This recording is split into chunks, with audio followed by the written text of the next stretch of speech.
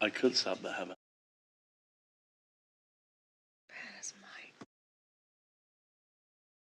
Does he know you talk?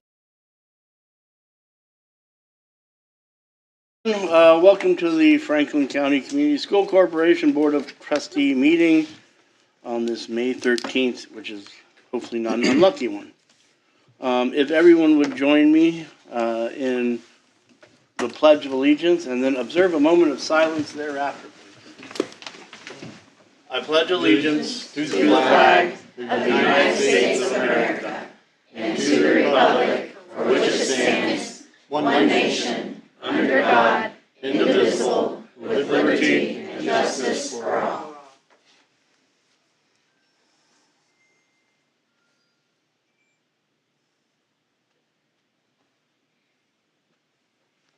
Thank you.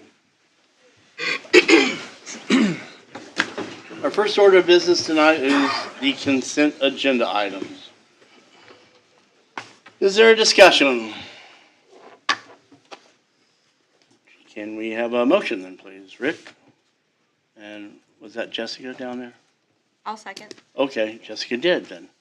All in favor, raise your right hand. We have a 7-0 vote.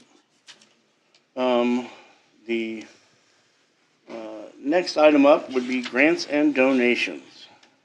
This is just a clarification from our last board meeting. We had a grant that the foundation is using as a pass-through from Third Place in the amount of $400 for the drama department at the high school. And we had $652.80 for girls basketball from the Joyce Bourne Memorial Endowment. And the foundation will be used as a pass-through. So that's just information only. You've already approved the grants. I just wanted to clarify who those grants were from. Thank you. Next up is personnel new hires. We have 2 new hires we're recommending tonight. Amber Owens is the Secretary Treasurer at Brookville Elementary School. And we have hired Heather Chamberlain as our art teacher at the middle school in Mount Carmel. Is there any discussion? Do we have a motion? Oh, is that you, Kevin? Yes. Sorry. Kevin and Beth. All in favor? Raise your hand.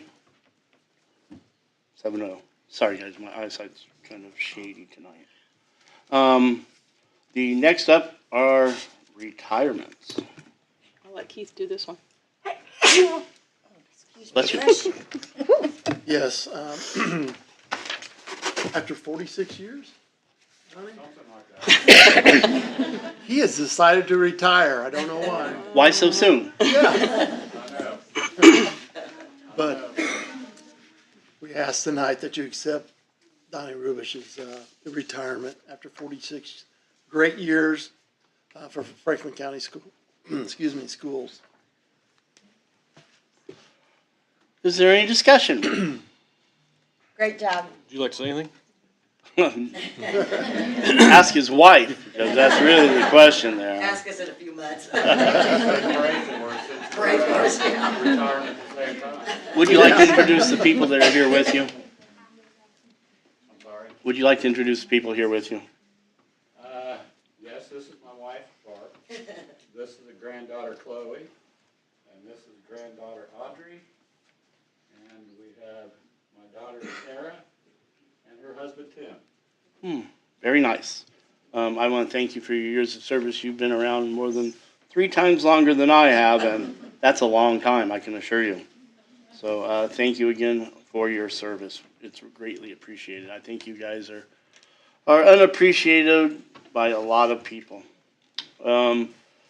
Next up is... You got to vote. need a vote. Oh, sorry, vote. Thank you. All in favor? Oh, I'm sorry. Let's get a motion. Kevin and You Rick. people throw me out of whack. I need a Kevin Kevin and and Rick. Kevin and Rick. All in favor? You're voted out now. Sorry. Next up is the personnel extracurricular. So we've got several on our ECA. The first up is Franklin County Middle School dance coach and volunteer dance coach, McKenna Metz and Jaylee Krieger.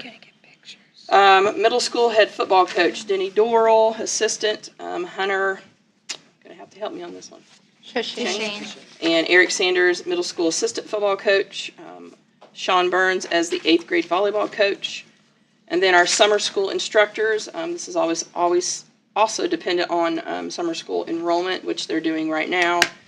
Gary Bradburn will be high school Plato.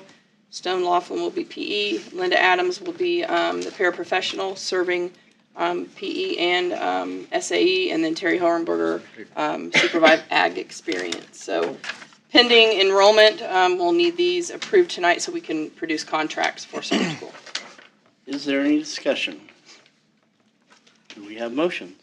No 7th grade volleyball coach yet. Not, I'll make a motion to approve. I might volunteer later. No, that's not happening. Second. Second, we have Kevin and Beth, all in favor? Looks like 7-0. You're gonna have to count from here on, because I can't see you. it will be late. The financial reports is up next. The education fund balance as of April 30th, 2024 was $5,510,569.37. A year ago, this balance was $3,436,211.48. The operations fund balance as of April 30th, 2024 was $3,393,066.91. A year ago, this balance was $16,833.62. The rainy day fund balance has stayed the same between now and this time last year at $1,068,712.84.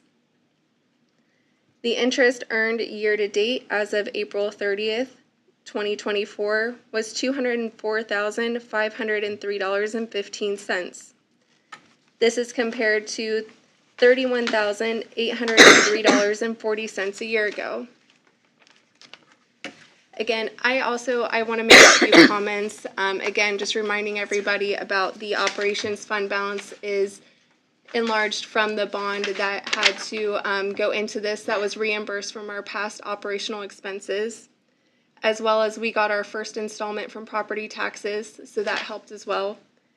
The education fund balance has increased a lot because of the interest goes back into that account that we receive.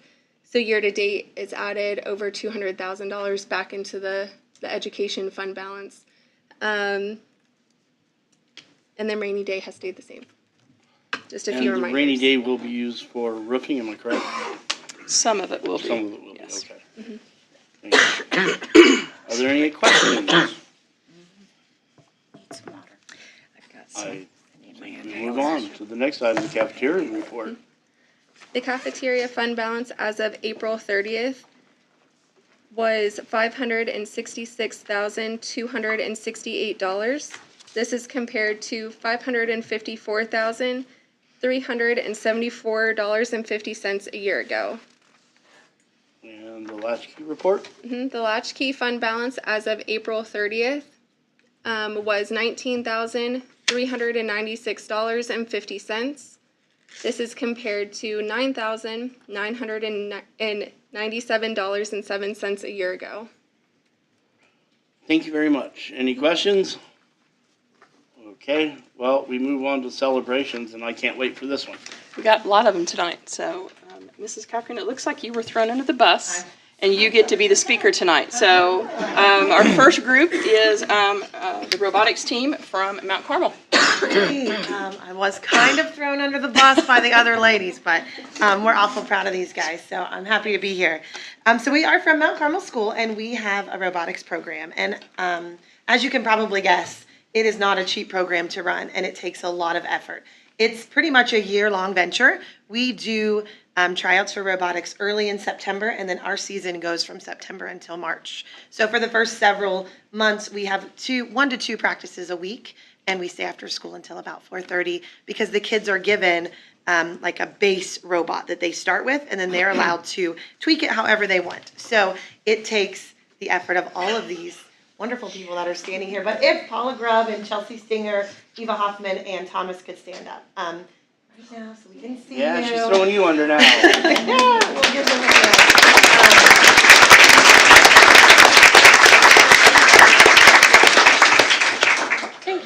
It is a tireless effort. It's lots of hours, but we're so proud of what we've been able to do here. So because it is so expensive, it takes a lot of fundraising, lots and lots of fundraising. Every competition that we go to for every team that we have costs about, what did we come up with, $60 to $80. So every competition that we attend costs us between $400 and $600, depending on how much it is. And then, of course, we have to buy the kits for the robots. We have to buy the game boards. And in order for our students to practice, we have to have more than one game board. So it can get pretty pricey. So in order to do that, we do a ton of fundraising. They're all listed up here. We had a concession stand at our school's trunk or treat this year. We have jumped into selling hot dogs and chips at our home basketball games. Every other Friday, we sell Gatorade to all of the students at the school. We sell candy grams at Valentine's Day. Paula has been instrumental in filling out grants for us this year. Our members have to pay a fee to join the club, and then we're very thankful for our community. FCN actually sponsored our shirts this year. So every year we have to get creative and find ways to raise money, but it's for a great cause. And this is just kind of talking again about our practices. These guys have to be very committed, and most of them play other sports, and they still are willing to stay after. I think the coolest thing about robotics is that it's very much a collaborative program. So, when you play other sports, you collaborate too. But instead of going against the team that you're with, you have to collaborate with them. So you're thrown into a big pile of all of these other schools, and your robot is on the board along with another team's robot. And you're not going against each other. You have to come up with a game plan right before this minute. You only get a minute to complete as much as you can on the board.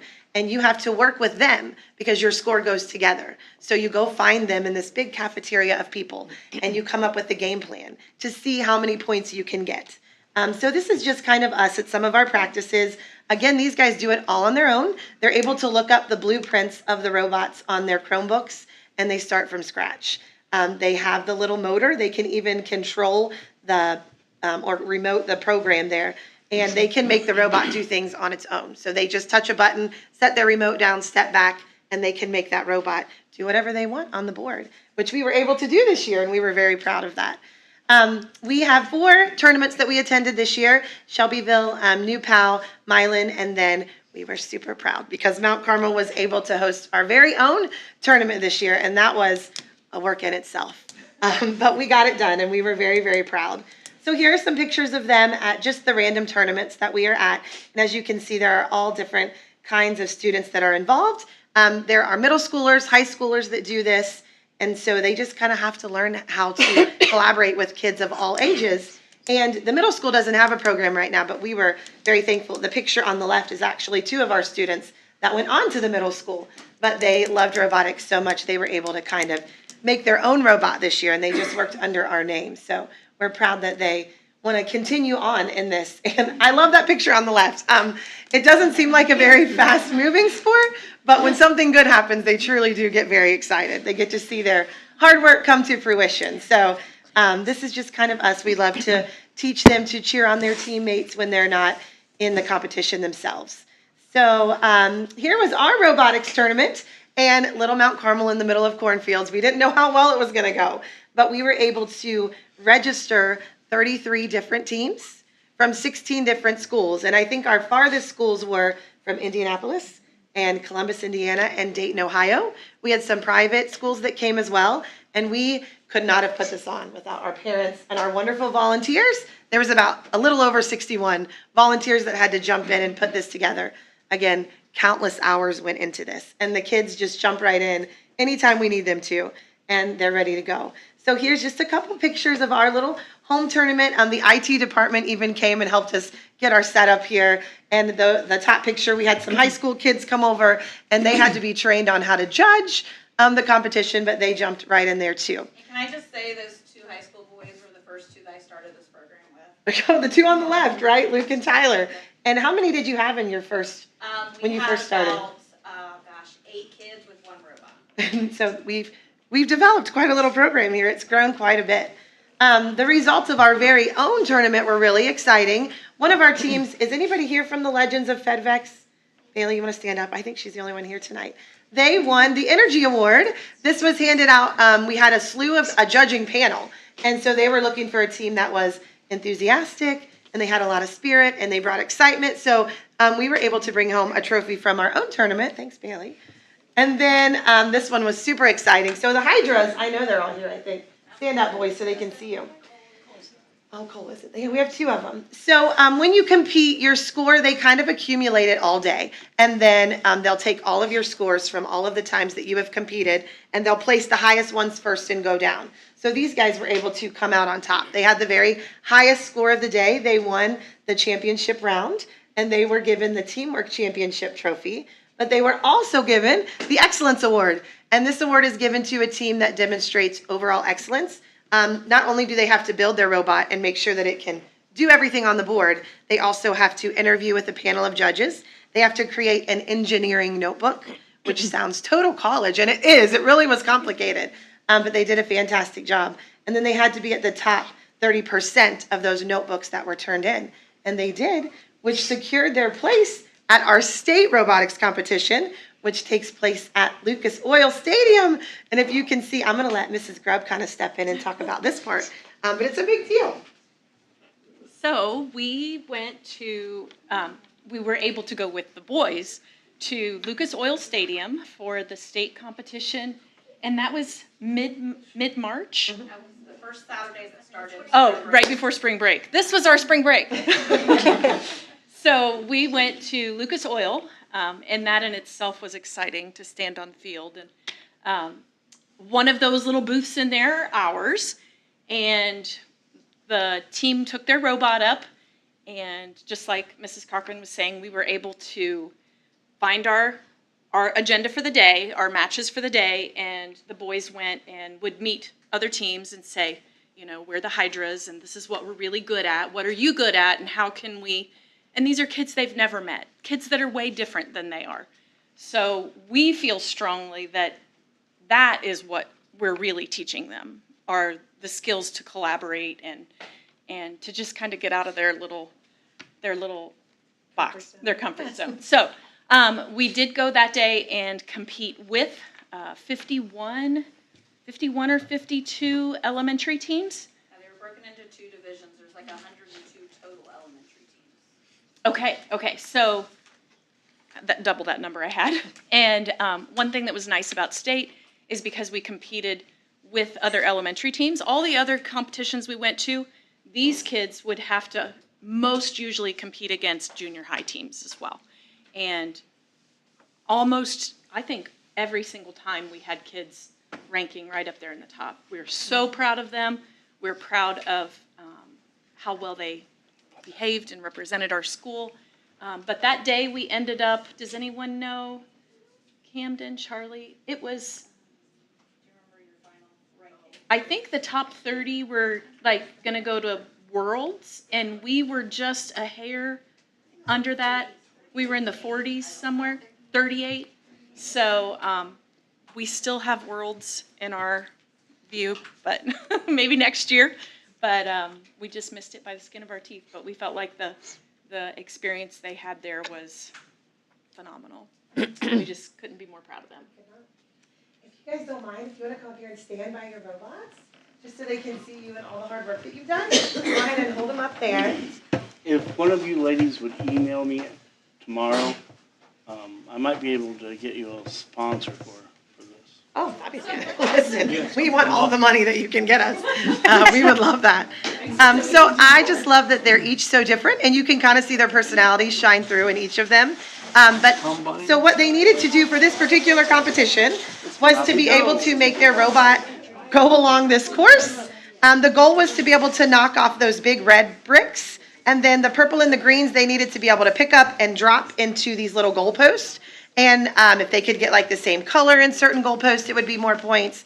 And so they kind of had to learn that scoring as well, because it's very much student-led. They had to be able to give their own score. They had to know exactly what they were doing, and we all have to take a step back that day. And I'm going to take a step back and let people get some pictures. And then really quick, we're just going to pick two of them to kind of show you. They only get 1 minute to do as much as they can. So you guys stay here and get a picture, and then we'll call you over. I'll just tell you, every year the game and course is different. So this year they have already seen, we've already shown them what the new course will be next year, and their brains have already started spinning of what they need to do differently to their robots. So It's really cool, but it is obviously really pricey because you gotta buy all the materials again. Miss Center, will they show the coding for the box? Will they show it? Yeah. Oh, you wanna, yeah, you can show 'em. Josh was the first one to actually figure out how to do the coding, and so it was really exciting for them to figure out the coding piece of it. They'll find out. We didn't get far enough to do that. So coding means that they have taken a computer and pre-programmed, and they can just push the button and stand back.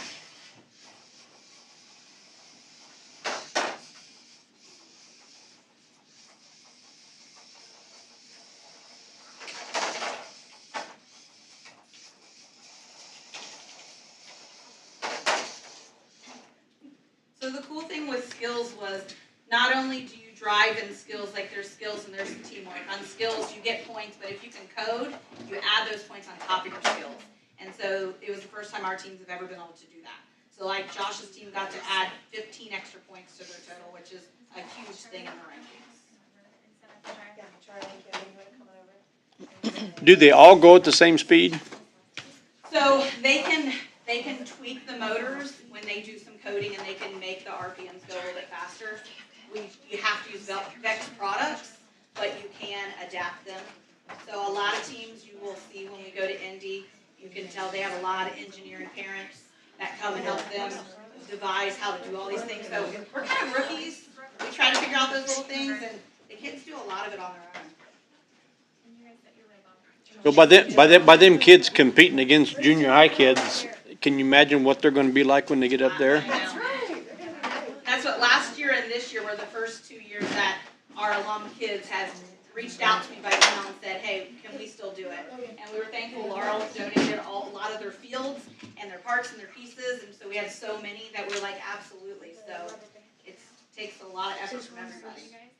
So they get a minute, once the timer starts, and then at 30 seconds, you have to switch drivers. So we will let them know when to switch. After it's all said and done, do they keep the robots or do they? No, they have to tear them down at the end of the season, and then we have to rebuild. I just pictured a sweeping robot at home. Oh, we got batteries. I'd stand on this side so they can see.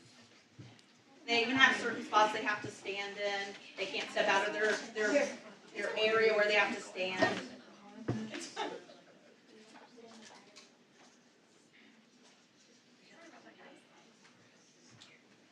They don't need the battery anymore. There, I got one. And the numbers and letters on the back of their shirts indicate. Their team number.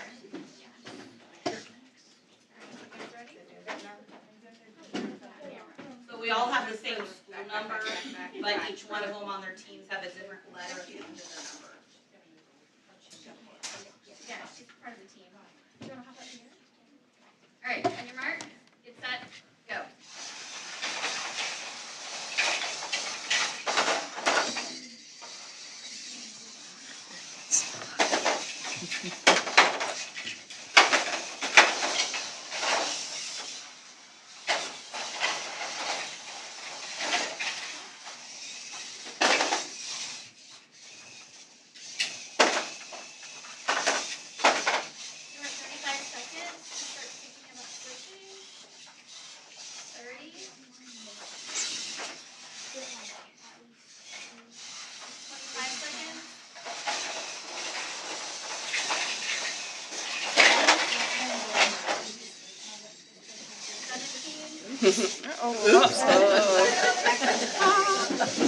Quit fighting, can't we all get along? 7 seconds. Good job, guys.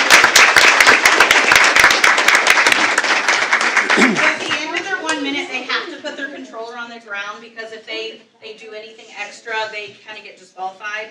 So then we have trained our kids. Some kids will walk away from the course. We have trained our kids, you don't walk away until you count your points and make sure that you agree with the refs. So show them how you count, guys. They're gonna try to tell you how many points they have.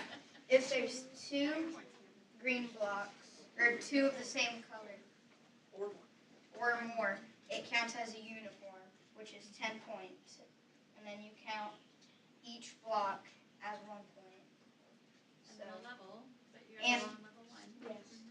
So 13. Do you get points for knocking the red ones over? So for each red one that gets knocked over, it's 5 points. So that's an easy 15 points right there if they can't even lift up And a then block. each red ball. If they double park, so they are partially parked right now, that's more points that they can add on. If they can fully park, if they can get their robots completely into the storage, that's more points. And then also clearing the storage compartment out. I don't think we went to any competition that robots could clear the whole thing out. My brother James, he had the, Did yeah, they the do first it? spot was able to go under the barn. But then so there's like so many different points, so many different elements, and then so if your team doesn't know how to add, you can tell your ref one thing, or your ref one thing, and then if they don't add it correctly, then they're just relying on the people that are there, so we taught the team how to add correctly. Advocate for yourself. So like our first competition, they weren't scoring the points right, so they're like, wait a minute, this is what we were supposed to have, not that. And so as soon as you step away from the course, you lose your right to fight. And so we're like, you gotta stand up for yourself. If that's not what you have, you show the refs what your points are and have them look through it. And so they learn those, those advocacy skills for themselves. Okay, so what you got? 73. 73, that was a pretty good score. Good job. Good job. And next year's game, they have to learn how to shoot. So their robots are gonna have to shoot and throw things. Thank you so much. Let them- Good job, you guys. That looks like so much fun. I'm a kid, but I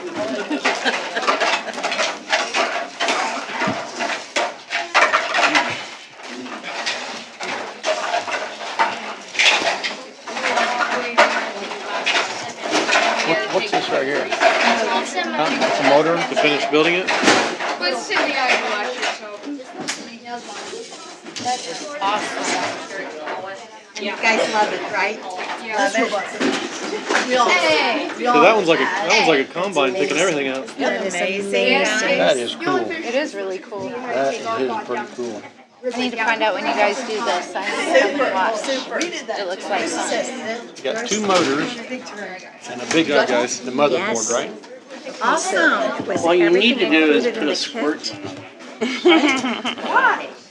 It's just I know, I'm just saying, I'm thinking Pretty like cool, that. thank You you. guys did a very Do good you guys job. ever have robot battles? That's what I thought when I first started, but no. Because there's no salt always. Last year when I was on his team, me and my That's a friend big Mo deal were for my kids. They did it. tried to get us in the high school. Okay. I couldn't do that when I was that age. I think it's great for me. You guys didn't have computers like that. Thank you. You guys. Outstanding. Well, I couldn't even think about doing it. Great job. Excellent. Excellent. Great We're job. still playing Oregon Trail.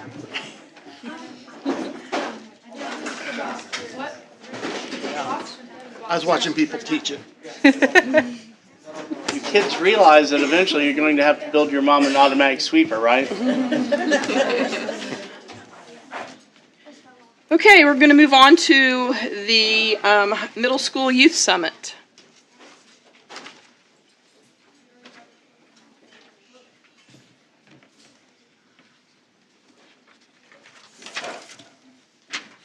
I'm going to start with, I apologize, I'm not going to be able to entertain you as well. So Staying Alive partnered with Franklin County Middle School in order to take advantage of the Stop Act grant, which is Sober Truth on preventing underage drinking, to help our youth prevent and reduce alcohol use. And so we decided to start Wildcat Leadership Youth Summit. But in order to do that with our middle school 8th graders, we needed high school students to become our Wildcat leaders first. And the whole premise behind this is to build leaders in 8th grade and then for them to continue to help 8th graders after themselves later on. So Candace, if you want to kind of talk about how we got our leaders. Candace, I need you to use that so the online listeners can hear. You have a handout in front of you. So, Mr. Chad Gutzweiler and I were in charge of helping select students to be part of our Wildcat Youth Leadership Team. And we had both students that applied to be a part of this team and then also kind of like recommendations from staff members and then also really from our students that were selected. They were like, hey, I like this and I think this person would be great on this team. And so our team, I believe, has 10 students on it. And what's exciting is most of our students are freshmen. We have a few upperclassmen, but our students then really were kind of given an open-ended question, which was, what did you need as an 8th grader going into high school? What kind of things when you came into high school were tough for you, or maybe something that you wish you had a little more help with? And they really did an awesome job of being open and honest about the things that they experienced. And so from there, we were able to put together kind of a plan for our youth summit. Did you want to talk more about that? So the first task was to find somewhere that we could take over 130 students and probably, the 10 students from the high school and then about 20 adults, where we could have a large open space for a large group session and then small spaces for breakout sessions. So we checked with a place in Dearborn County, and you had to rent it for 2 days, and the price was pretty high, and we really didn't need it for 2 days. So the site that we needed was right here in our backyard in our own county. So we contacted the Laurel Community Center. Mr. Getzwiller and I took a trip out there. The gym was perfect for the large group session. They had 5 classrooms, and we had 5 groups. And then we also used the gym. They had a cafeteria for lunch. It was the best of both worlds. It was a little over 20-minute drive to get there, so we weren't wasting a lot of time on the road there and back. So our first shout out is for the Laurel Community Center for allowing us to have this in their building. So our students came up with some things that they felt like they wish they had had, or maybe struggles that students have now as 8th graders. And we came up with let me tell you about our first session. Our whole group session was on alcohol awareness, and it was presented by a gentleman from the Hamilton County Health Department. And he was excellent, and he will be back in the fall. I'd like to invite him back to the middle school to do some other things, so he was really great. But our students came up with some ideas of topics they would like to have presented in small breakout sessions with small groups. We had about 20 students in each group. The first one, and we named our session rooms. We gave them a game name that kind of tied into what they were going to be working on. So our first room was called Barrel of Monkeys, and it was about team building.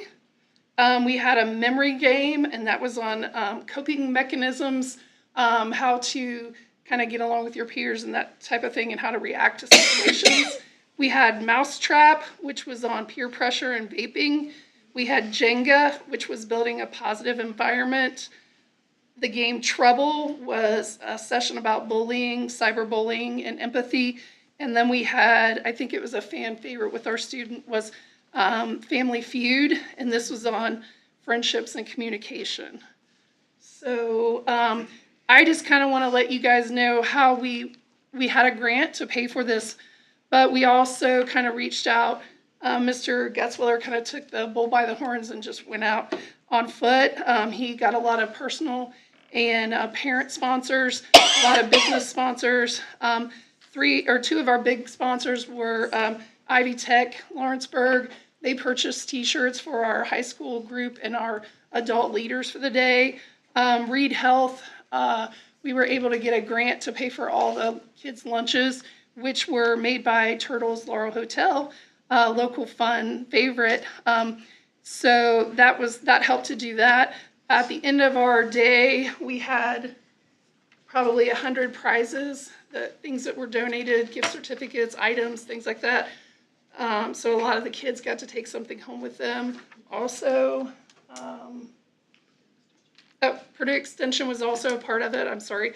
And Elizabeth Simmermeyer from Purdue Extension in Franklin County was a big part in helping plan this. And of course, we had our backing from Staying Alive. And I'm gonna let our high school team kind of tell you something they would like to share about what they thought was great, or maybe a student's thoughts or what have you. So if you guys would come up and introduce yourselves.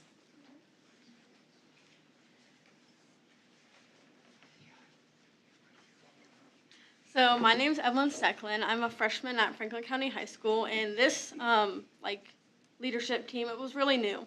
We didn't really know what we were gonna do, or we just knew that we wanted to help the 8th graders transition to high school, because for us it would have been really great to have something like that to help us transition to the high school. We knew we wanted them to be see familiar faces, so it would have been nice for us to see some familiar faces, and MCATs really help with that for us too. But it's just a good opportunity for them to kind of recognize some faces when they get to the high school and help them transition too, because from the middle school to the high school, you have to rebuild all those bonds, you make new friends, and it's just overall a harder transition than going from elementary to middle school. And we hope that this summer would kind of help them with coping and alcohol and all that, so that we could kind of weed that out when they got to high school, and hoping that it just brought a positive impact on them. They were more prepared for high school than we were. I'm Ellie Robinstein. I'm in 9th grade. So what I think is really important, it wasn't just about what's wrong. It was more of, we're here for you, and we're here every step of the way, and we're gonna encourage you for everything you do. We're not gonna talk down. It's all gonna be positive in some sort of manner. And we made it all fun by we made this rock, paper, scissors game with necklaces, and if you won, you took the other person's necklace. Whoever won got the prize then, right? Yeah. And it's just a really impact, and I think people that didn't think they would like it at all had a really good time. And some people reached out to us and told us how great it was, and told us some of their problems, and thought it was really great. My name's Avalon Slosher. I'm a sophomore. I think that it was really great that we were able to get together every single Friday to plan this thing out during our impact. We put together what we were going to do during the day. We made the posters and stuff for each of the rooms and stuff. I really like how it prepares you, because we didn't have that when we were starting out. My name is Stacey Angelo, and I'm a junior. Not only did it help the 8th graders transition, but it also helped me. I was one of the recommendations, and Avalon actually came to me and was like, hey, you might like this. So I came to a meeting one day, and I loved it. I loved the idea of filling that leadership role and giving 8th graders something they can look forward to help them transition into high school, which is scary. And not only did it help them, but it helped me. I met new people, and we're stronger. We're working on things together, and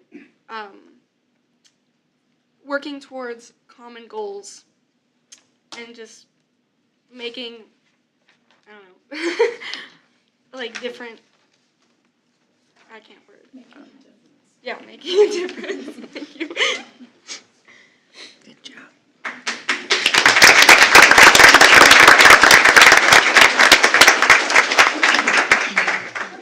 So our goal was to have a great day. There was no technology used whatsoever except in our very first presentation. So there was no slide presentations or anything. We asked our speakers, we said, we're going old school. We want it to be engaging. We want the kids to be involved. A lot of the sessions involved games. I can tell you the team building one, all the kids had to take their shoes off to see which team could build the highest tower. And I can't remember exactly how tall it was, but one of the students was wearing cowboy boots. Brilliant. And theirs was probably at least this tall. Everybody else could get, down in here, but theirs was really tall. It had a really good foundation. But they had to think and problem solve within a group. And we didn't pair these kids up according to their friends or anything. It was just kind of a random pool in each group. So they got to know other students too. And I think we did a survey afterward, and I was pleased with the responses from the kids, because when you plan something like this, you never know if it's going to work or not, or if they'll get anything out of it, or you just don't know. And all but a couple of the comments were positive, but I will tell you about the negative ones. It was about the food. They wanted another choice, but you know what? It's for first time we did well. So as a full day experience, it was a really great day. So I think Mrs. Kirchhoff is going to wrap it up here. And then I would also like to say just how great of a job that our leadership team did. The first step really was putting on this leadership summit. But I think what's most exciting is that is just a drop in the bucket for them. I think it's something they're going to be looking forward to doing every year. But we've had kids say, what's next? What else can we do? It's not just, hey, we're going to put this leadership summit on once a year and put it on our resumes and be done with it. We had members of our group go out to Laurel recently, and we worked at the carnival. I was dipping out goldfish, and I think we had face painters and everybody else. And it was a good way just for our kids to give back and connect with some of the younger students in the community and just show, hey, there are some really great kids at Franklin County, and they're there for you when when you get to that stage, going to the middle school or going to the high school. And we've been able to do some kind of group bonding things. We like to eat food, so been at El Reparo and Third Place and anywhere where we can get food. And it's nice to just have a very diverse group of students together, all coming together with different experiences, but all on the same page of knowing, hey, we want to make Franklin County a really, really fun and enjoyable and safe place, and they're doing a great job with that so far. And I think they're coming to the middle school next week one day to meet with some of our students who reached out just to talk to another student about a struggle they may be having, or just to talk and maybe help with the anxiety next year. So it's not over for them yet. They're still working. So thank you so much. Good.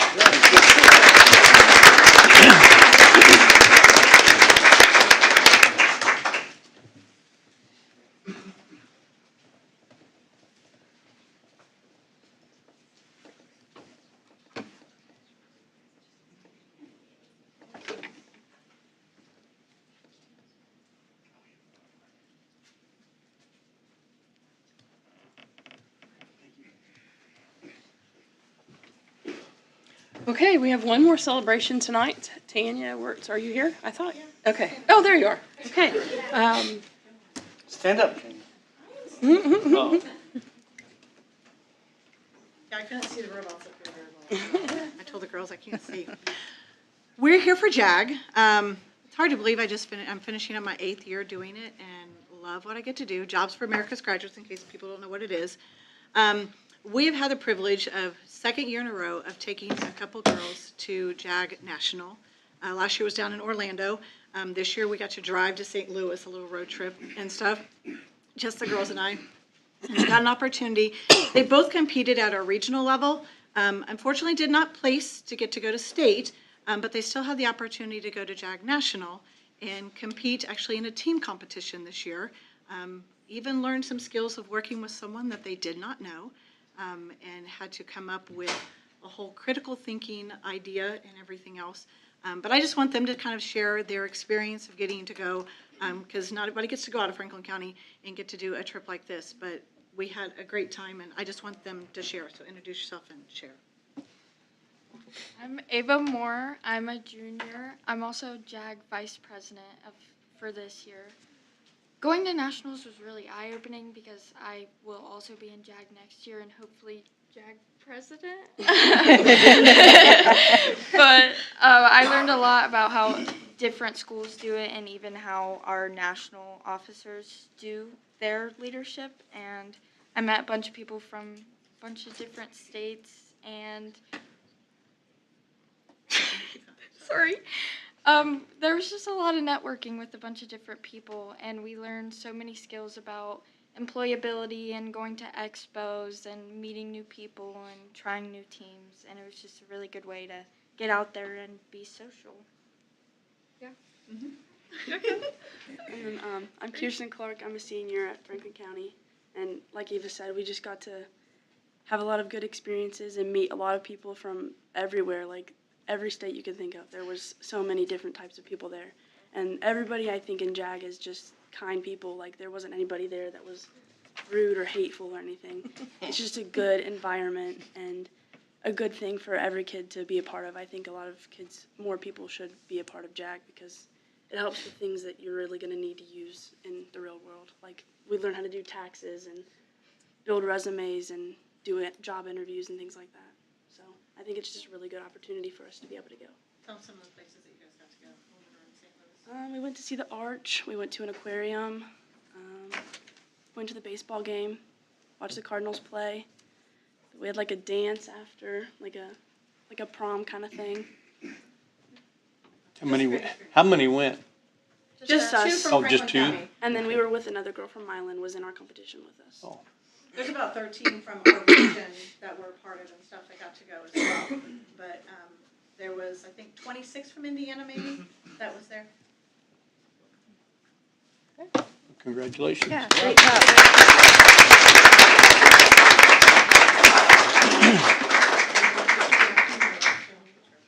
About face, there you go.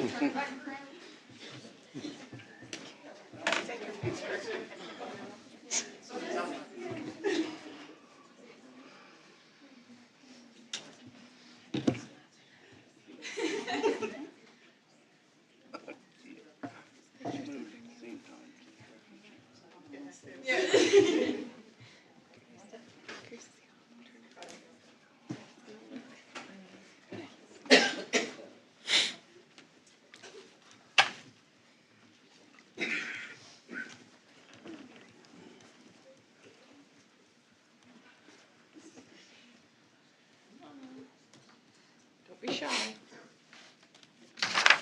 Okay, tonight it's my honor to recognize Mrs. Jean Baker as our May Educator of the Month. This is her second time being selected as Educator of the Month, and the last time was back in April of 2021. She's a first grade teacher at Laurel Elementary School where she's been there for 27 years.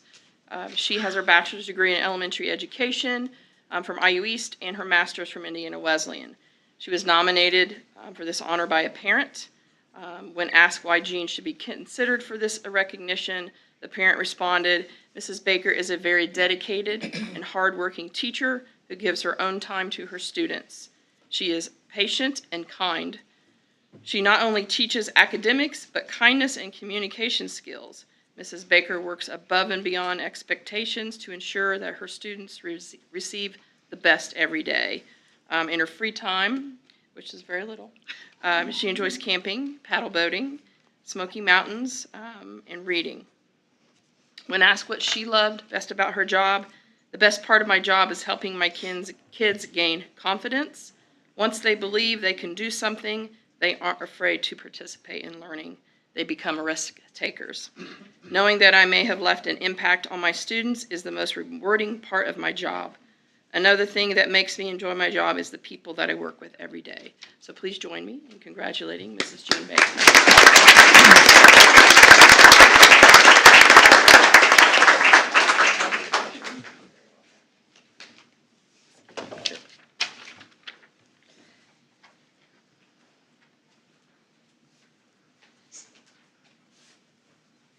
Notice we took down the 3 arches. We have a new logo here. Very nice.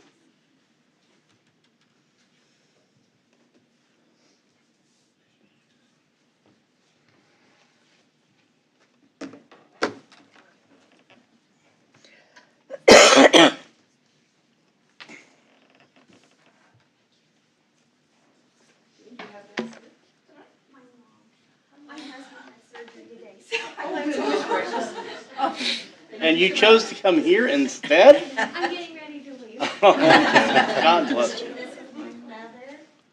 I'd like to say something. I'm very proud of her. I never got no education growing up much. And for her to do this, it's just, she makes me very proud.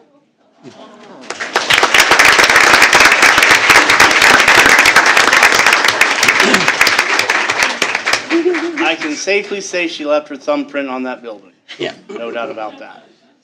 Thank you. Thank you. Donnie and Barb, you want to come on up?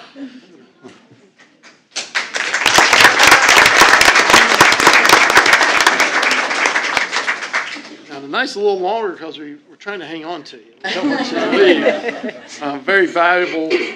Very valuable asset to Franklin County Schools. Most dependable couple that we have working for us, and just have been great. And we wanted to recognize both of them. We heard Barb was going to retire, and then kind of heard rumors that Donnie was going to, and then finally he decided I told her I was going to steal her thunder. Yeah. So you both get it at one time. Yeah. So we'll talk about Barb first. Barb Rubish is one of our May support staff of the month. She's dedicated 26 years to making sure the school maintains a healthy and safe environment for both students and staff. Barb was nominated for this honor by a staff member. When asked why Barb should be considered for this recognition, she responded, "Barb has been a loyal, dependable, hardworking employee for our school. She works hard at keeping it clean and stays on top of repairs that need to be taken care of. Barb works well with all staff. She takes over other responsibilities when we are shorthanded and has been known to come in on the weekend to clean if another custodian is out. Mrs. Rubish takes pride in her work. Outside of work, Barb enjoys spending as much time with family as she can. When asked what the best part of her job is, Barb stated, getting to work with an amazing staff and working with my daughter every day. She will miss everyone." Barb Rubish.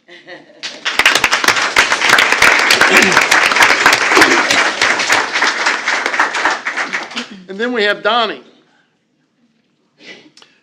We had to select two of them. Donnie's a custodian at Mount Carmel Elementary, has dedicated 46 years to making sure the school maintains a healthy and safe environment for the students and staff. Donnie has been a custodian since he graduated from high school, with his first job being at the old Springfield School during his last year. Junior high school. I never was at Springfield. Okay, someone wrote the wrong thing. We can fix that.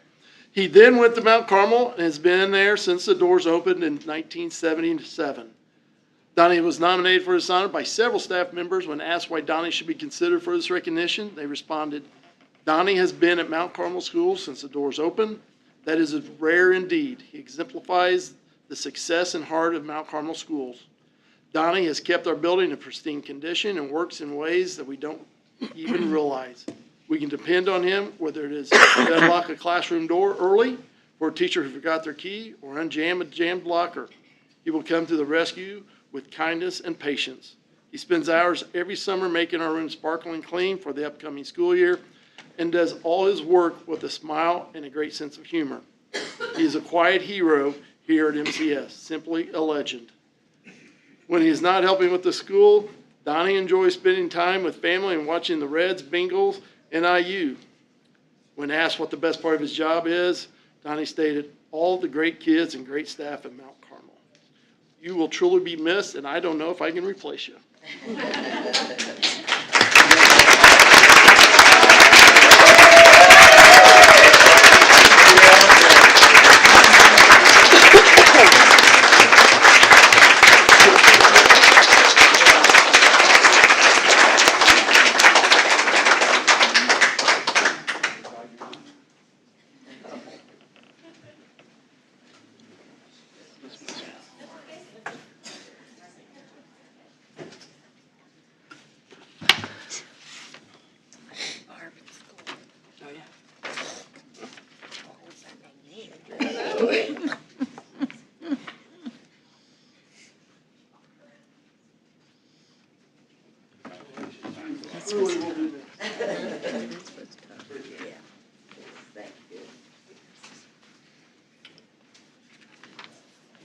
Okay, at this time, thank you everyone for attending, but we'd like to give you an opportunity to bail on us, so to speak. You're more than welcome to leave and or welcome to stay for the rest of the meeting. Thank you very much for coming.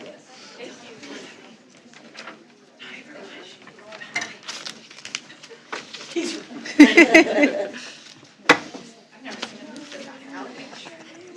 know he's trying to.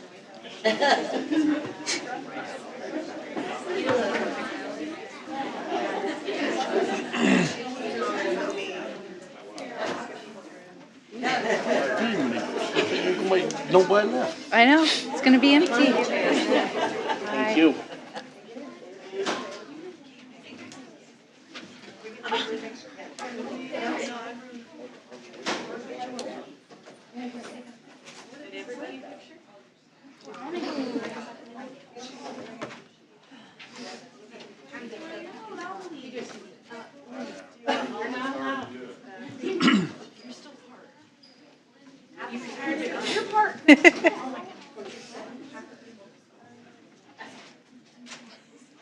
Well, I guess there goes my misconception they came to see me.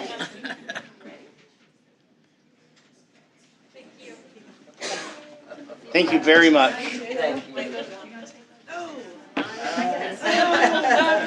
Thank you. Keep up the good work, guys.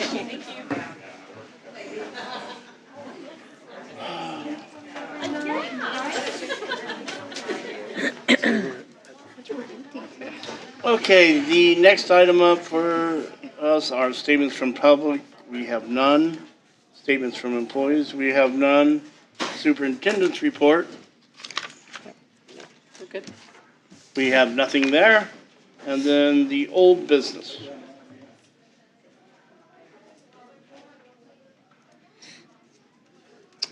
Consent agenda policy that was Oh, discussed.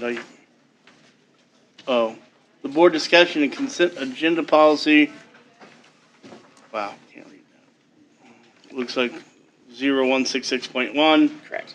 And do you want to read that policy or So is it in too your long? board packet, we talked about, or you guys talked about this at the last board meeting.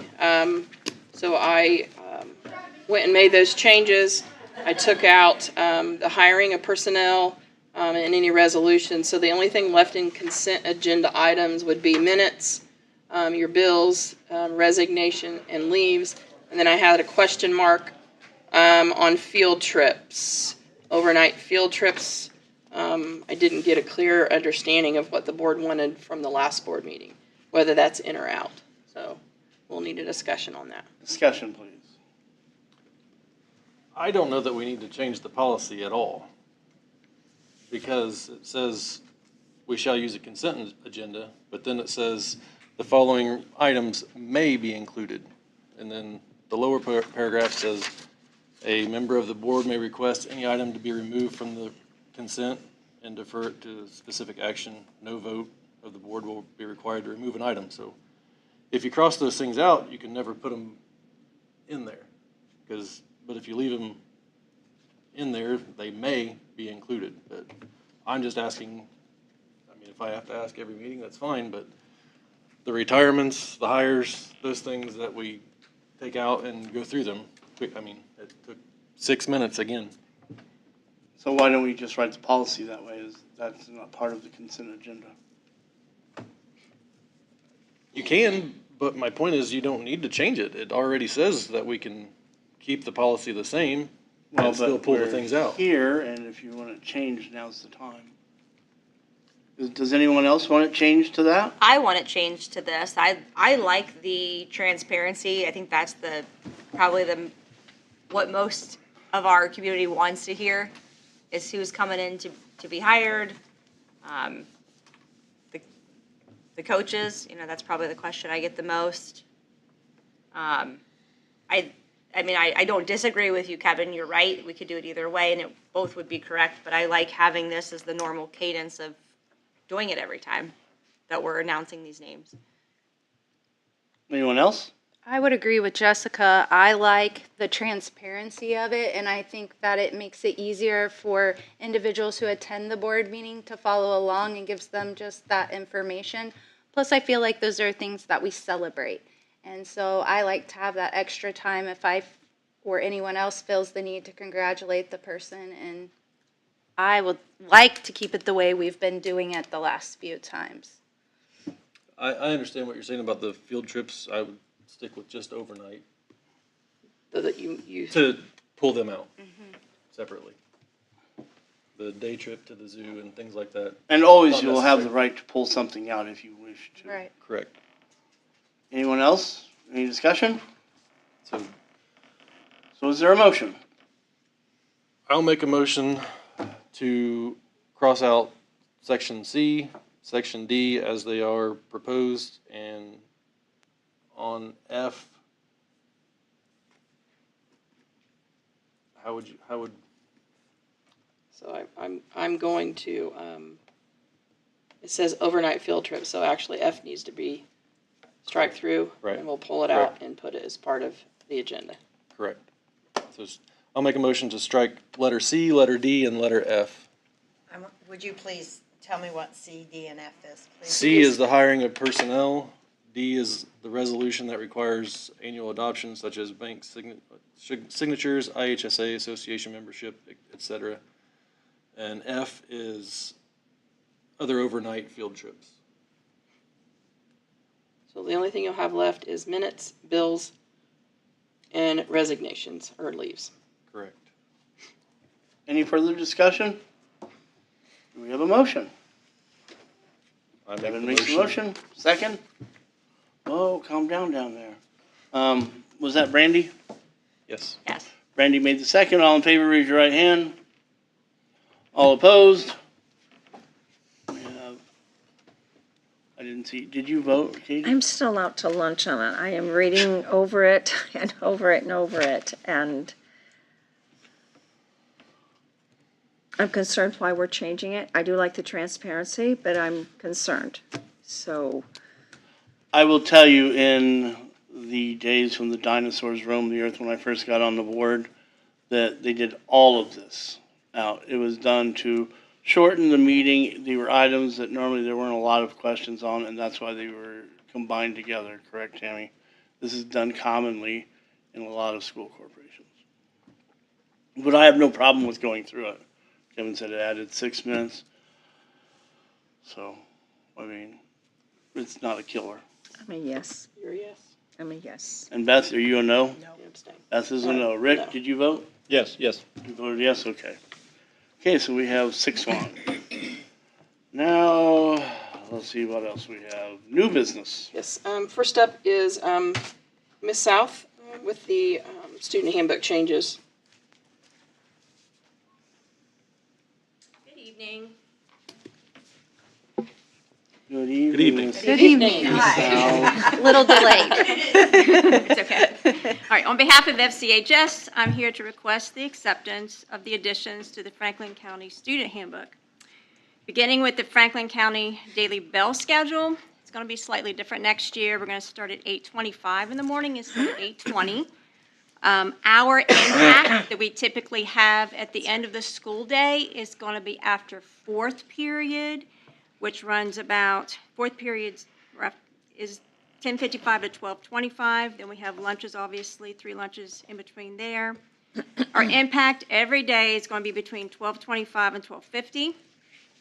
The end of the school day will be at 3:20. Mrs. South, can you go over impact again? 12:25 to what? To 12:50. Thank you. Is there a reason for moving that to the middle of the day? We had a lot of students that were not sticking around for impact, so it's going to encompass all of the students. We're also working on the curriculum a little bit better to be more college and career ready. We still have organizations, obviously, that meet certain days during that impact time, so we would like to have more individuals involved overall. I have one question about that. With vocational school, will the afternoon students that go to vocational not be able to participate in impact? And will that affect their scheduling for vocational if they need that little bit of extra time? The one thing that is definitely something that they have to consider happens to be the major clarity piece. Okay. And that's something that they can do online. Mm-hmm. With that of Okay. the assistance of Ms. Sarah Shaver. Okay. We worked with the Career Center, we worked with the middle school, and this happens to be the schedule that Okay. we aligned all 3 of them with the different movement, all that movement that's taking place in Okay. the school. Thank you. You're welcome. At the last board meeting, the Achievement School and the online policy was presented. We're asking the board to allow the Achievement School and also the online policy to be added to the student handbook. Yes. Both of those were approved at the last board meeting, so. Next, you will see the updates to the FCHS calendar to be added to the student handbook. Our first student day is August the 2nd, midterm September 9th, end of the first grading period October 8th, midterm November 15th, end of the second grading period December 20th, end of the first semester December 20th, beginning of second semester January 6th, midterm February 6th, end of the third grading period March the 12th, midterm April 22nd, end of the fourth grading period, as well as the end of the second semester would be May 23rd. So a correction, for student day is August 7th, not the 2nd. You don't want them there 5 days early. No, it's August 7th. Kind of do. Do you know the days? What are the days? Of the week? No. What are the days first semester compared to second semester? Oh, the first semester is not as many. Well, it's never. It's like in the 88, and then it's like 92, 90. Okay. Yeah, it's off. Close. Yes, Okay, thank you. if I remember from the calendar correctly. Due to the changes to the attendance policy for the state of Indiana, grades 9 through 12, the following updates exist and will be added to the student handbook. Dealing with excused absences. The following absences are excused and do not count towards the 10-day limit. Service is a page in the Indiana legislature. Serving as a poll worker on election day or helper to a political party or candidate. Active duty with the Indiana National Guard. Civil Air Patrol participation. Court appearances with a subpoena. Personal illness with a note from a doctor. Personal illness with communication from a parent, note, call, email. Death in the immediate family. Absences due to a medical or dental appointment with the doctor's office documentation. And school-sponsored field trips. Student be considered in attendance at school. I have a question. Sure. On the one for the Indiana National Guard, there's how can I put this? There's different units all over Indiana and Ohio and Kentucky that a person might get into. So could you put that just in the United States Army National Guard? Because if he's in Ohio, there's units right in Ohio, then Yeah, this comes straight from the legislature, the changes, and they specifically put Indiana National Guard.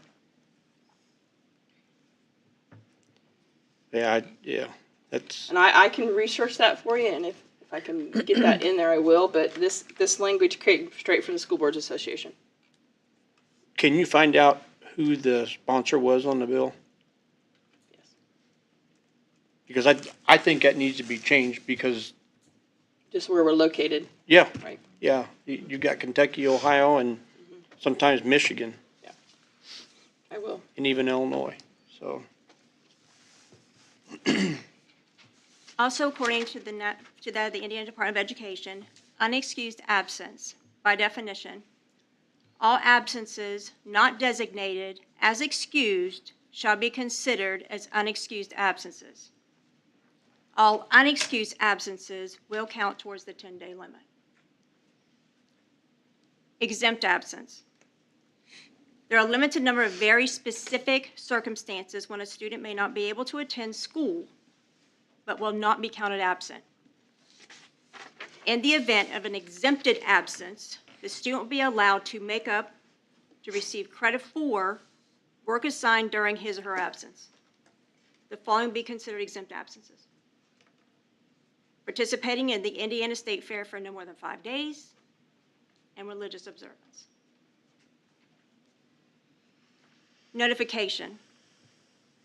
Note that the Franklin County School Corporation has adopted a series of notifications for students who are missing an increasing number of school days. All notifications are now unexcused. So say, for example, 3 days absent. It's an automated phone call, text message, email. Parents will receive a phone call from the school indicating that the student has missed 3 days of unexcused absences. If we skip down to 5, Automated phone call, text message, email, and letter. Parents will receive a phone call and letter from the school indicating that the student has missed 5 days of unexcused absences and reminding the parent of the importance of regular school attendance. The parent-the-student attendance contract is also signed. And that is something we implemented, obviously, last year. If we skip down to number 9, automated phone call, text message, and email. Parents will receive a phone call from the school indicating that the student has missed 9 days of unexcused absences, in excess of 9+. Students and parents of students who miss an excess of 9 days of school may be referred to the juvenile court and the Department of Child Services. So in the past, we've always sent those notifications, whether it was excused or unexcused. They've added another layer to this. If 9, 9+, if we send these individuals to the prosecutor, he is now responsible for contacting the parent. So us sending 9 days is not helping him in any way because he's got to determine which is excused and which is unexcused. So we're sending 9+ unexcused days to the prosecutor. And what that looks like from his end, I'm not sure, but he has to in turn notify the parent. On the letters that we send out to the parents, is it on there where this is because of loss, so-and-so, IC code? I think it might. I think that might be I important. think it is on there. Yes, I believe it is. Elementary, Yes. you have to update it with the new law. Yeah. We'll have to put the new Indiana code in it, yes. Yeah. The one we used this year. It does. Because that'll give the parents something to look up to Yes. kind of understand what's Right. going on. And in the event they have an unexcused absence because they didn't bring in the doctor's notes, can that be rectified rather easily? And with excused absence with a doctor's note, I know for exempt absence, it says that they can make up any homework assignments. Is that the same for excused as well? They are able to make up their homework assignments if they're excused and exempt, correct? Okay.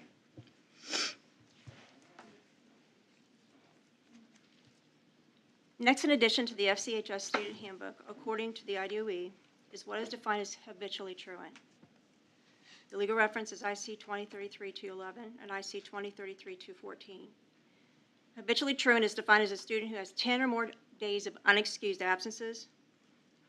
All students who are at least 13 years of age, but less than the age of 15 years, and who are determined to be habitually truant, the definition above, are subject to Indiana law, which provides that a person who is determined to be habitually truant, as defined by the school board policy, cannot be issued an operator's license or a learner's permit until the age of 18 years, or until the student's attendance record has improved as determined by the principal upon review of the student's record of at least once per school year.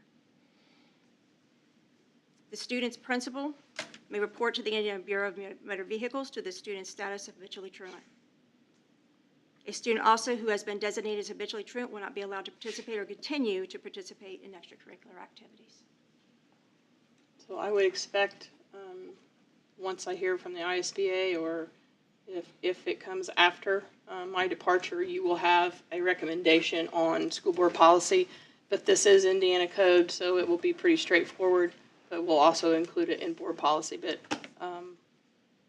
and it probably will be the exact same wording as this, I would guess. Another addition to the FCHS student handbook, according to the Indiana Department of Education, is the wireless devices prohibition. Legal reference IC 2026-540. Processing or using a wireless electronic device, which is portable and is capable of providing voice, messaging, and other data communications between 2 or more persons, and includes cellular phones, table computers, laptop computers, digital cameras, and/or gaming devices in a manner which constitutes an interference with a school purpose or educational function, an invasion of privacy, or an act of academic dishonesty, or is profane, indecent, or obscene as prohibited. This rule is not violated when the student has, A, been given permission from a teacher to use a wireless device for educational purposes during instructional time, B, to use a wireless device in an emergency, or to manage the student's health care. Or C, to use a wireless device as part of the student's individual educational plan, IEP, or 504 plan. In addition, to be disciplined, students who use a wireless electronic device in a manner which violates this rule may have a device confiscated by school administration. Such a device will be returned to the parent. At FCHS, no changes to the current cell phone policy for FCHS will actually take place.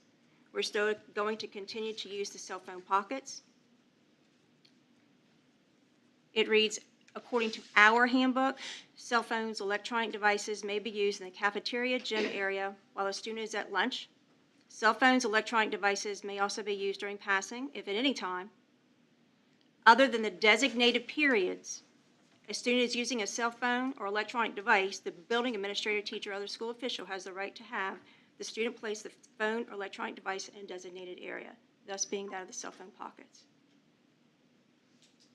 Our policy, level 1 infraction, cell phone, electronic violation. The consequence, teacher intervention, student warning, parent gone in contact by the teacher, first minor, parent contact by the teacher, second minor, and then the write-up by administration, of course, being the first major.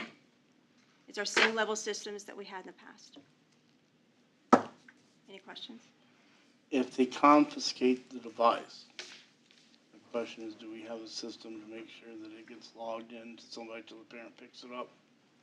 We can log it into the Power School, absolutely.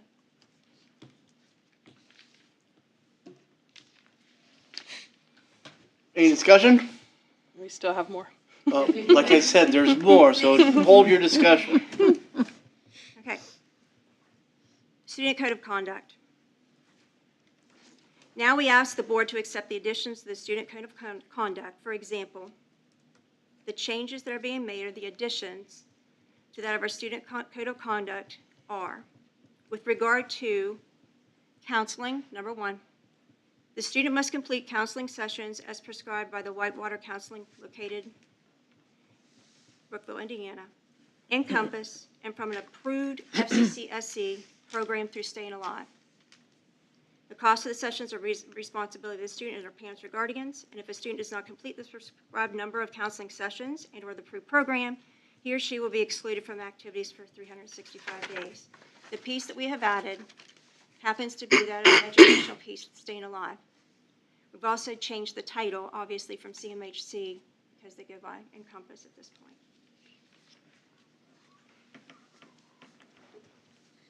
If a student does not complete the program within 4 weeks, the student may, at the school's discretion, be allowed to resume activities so long as the student can provide written documentation from Whitewater Counseling, Encompass, or FCC-approved program by Staying Alive that the student is completing all prescribed counseling sessions or approved program sessions. If the student is allowed to return to all activities, but then fails to complete the prescribed number of counseling sessions or approved program, the student will be excluded from all activities for 365 days from the date that the failure to attend counseling sessions is verified. And again, that's that of the first offense. Second offense happens to be the student must complete the counseling sessions as prescribed by Whitewater Counseling location, Encompass, or from an approved FCCSC program by Staying Alive. Again, talking about the cost. Any questions? Do you think that for the second infraction, that's a fair punishment, or would you maybe consider having an alternative like community service or something like that, so they can work their way back in? We've all met, and at this current time, we're requesting just solely the addition of the Staying Alive. On the first offense, so they're not suspended from anything, any time frame, as long as they enroll in the counseling. I thought they were suspended for 3 weeks from activities. Mm-mm.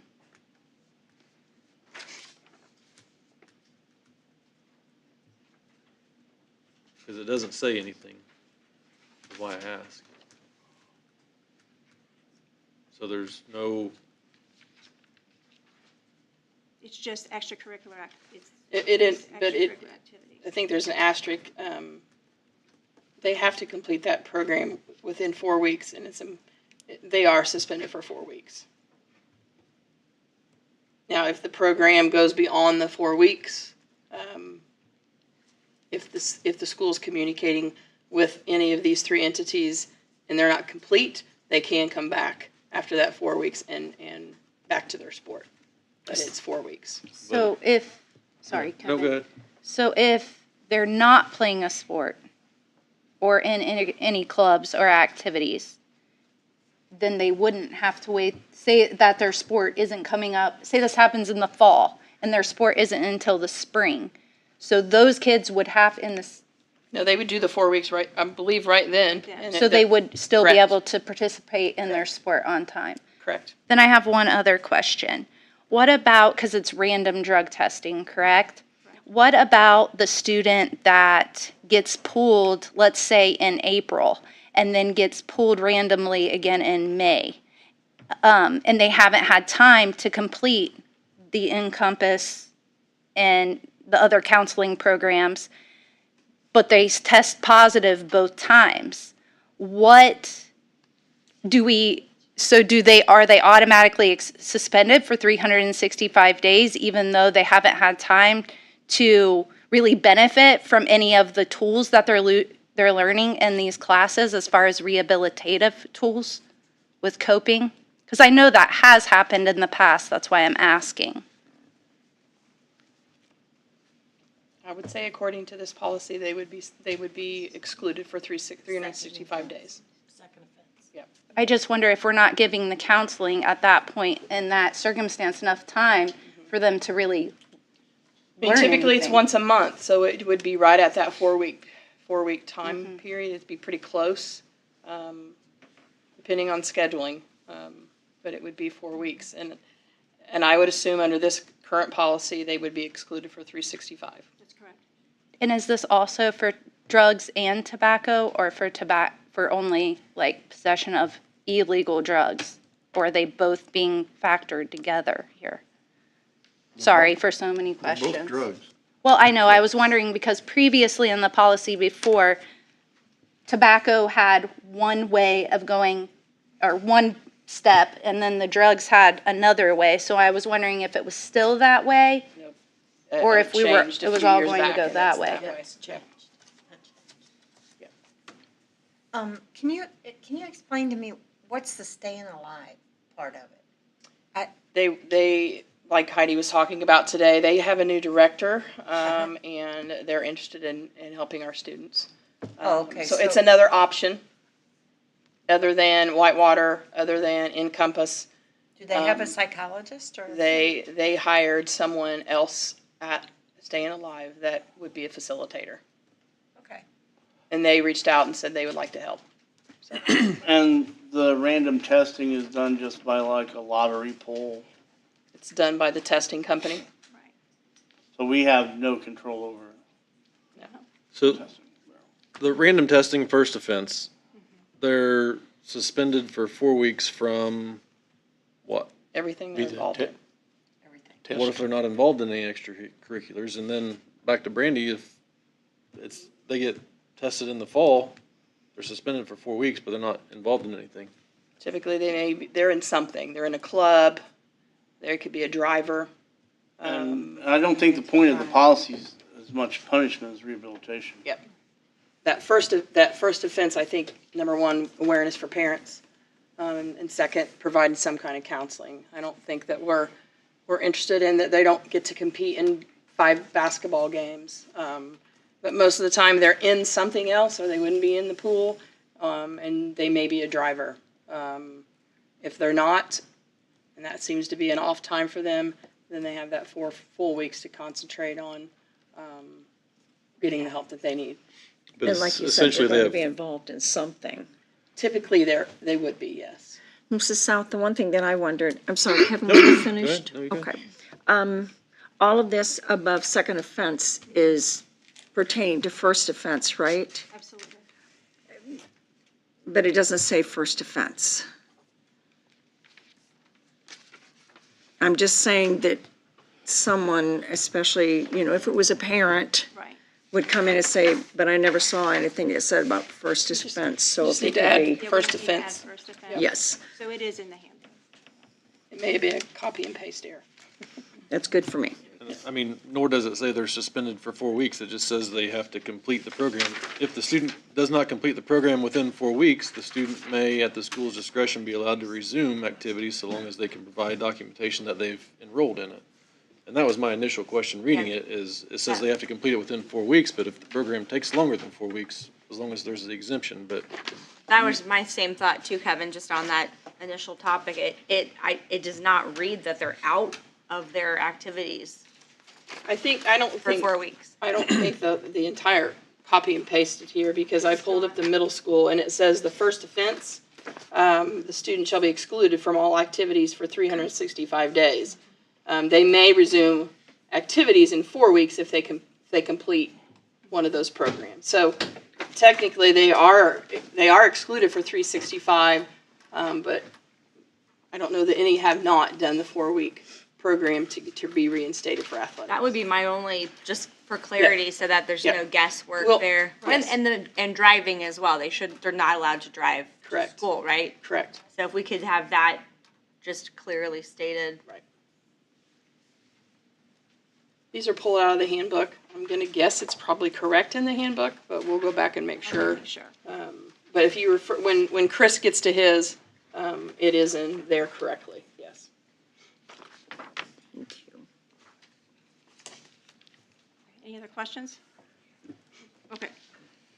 All right, overnight field trips. Students who do not demonstrate behavioral successes and are on social probation at the time of the activity will not be eligible to participate in overnight field trips. Students who have committed level 3, 4, or 5 disciplinary infractions may not be eligible to participate in any overnight field trips. Questions about possible refunds will be handled through the travel company. Any questions about that? For that year.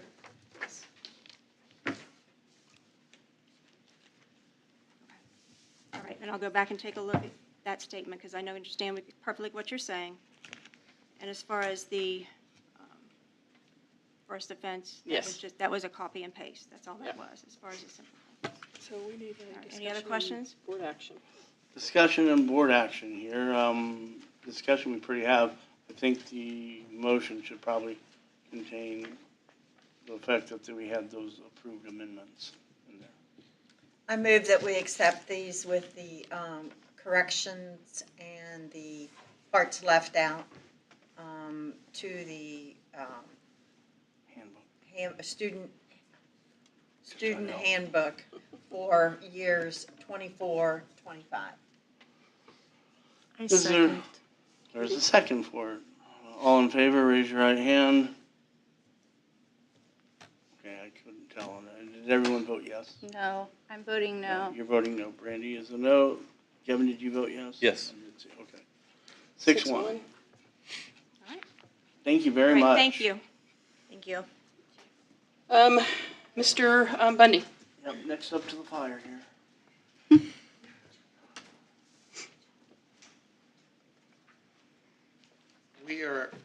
I'm actually going to start with academic handbooks. We had a drop in our Chinese program, and that impacted the middle school.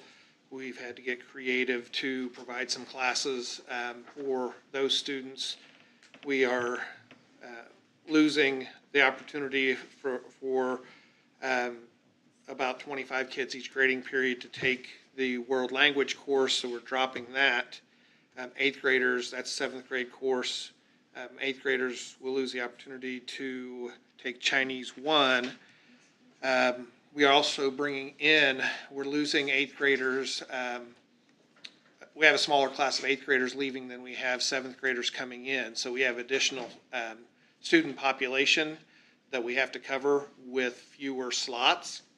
So we are looking at adding advanced facts and advanced business IT to that 7th grade rotation to allow, to make sure that we have enough courses for all of those students. Something that was already approved in our academic handbook was the math and language arts labs. So after that first grading period, we will look to see which of our students are in need of additional supports. So those classes may slide into that 9-week rotation as well. But as we work through our schedule, we had to make adjustments due to the loss of the Chinese language teacher. So that's the academic handbook. Mr. Bundy, I have a question. Yes. When you say a drop, is it just the resources that we have because of the teacher or interest? Chinese language was dropped at the high school. Student interest. Yeah, it was student interest, Okay. and I would say that's tied to some key things that happened this year with teaching staff. So I think the program was strong, and then there were some things that happened that really impacted the participation of those students. So coming into this current year, we just don't have enough interest to support that Chinese language class. Okay, thanks. Any other discussion? Need a motion, please. Rick, second? I'll second. Jessica, all in favor? Raise your right hand. 7-0. Okay, moving on to the student handbook at the middle school. Name changes since the last handbook was approved, dropping Mr. Frank, Mr. Tucker, since they've moved on to other buildings, other corporations. The addition of adding Mrs. Ratz as our guidance counselor. Also, a change in our Pride Plus certificate.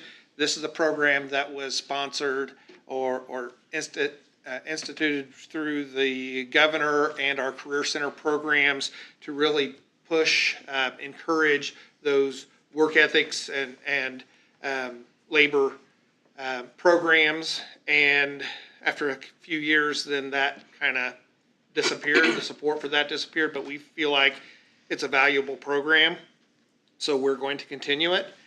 But we have lost our community service tracking person due to change in schedules. So we are going to continue with the grade point average attendance discipline requirements, but dropping that community service portion that was 2 or more hours of community service. And that's just because we don't have the means of tracking that in an effective and accurate manner. The calendar will also be changed. You've already approved the 24-25 calendar. I'm going to skip over cell phones and come back to that. Wireless devices, Mrs. South talked about that. We will be adding the same Indiana code wording that she discussed. Moving on to spring dance eligibility. And this is just clarifying what we've always done. It has always been a 7th and 8th grade dance, but it has never said that. So this is the new wording. Clarifies that this is a 7th and 8th grade dance, and it also clarifies the eligibility. You cannot be on academic or social probation and attend that dance. Overnight field trip. Mrs. South reviewed that as well. We made a change to that last year, and we just want to add the sentence: students who have committed level 3, 4, or 5 disciplinary infractions may not be eligible to participate. And we want it to say may not, because if you look at a level 3, cheating, plagiarism is there, which is not a good thing, obviously.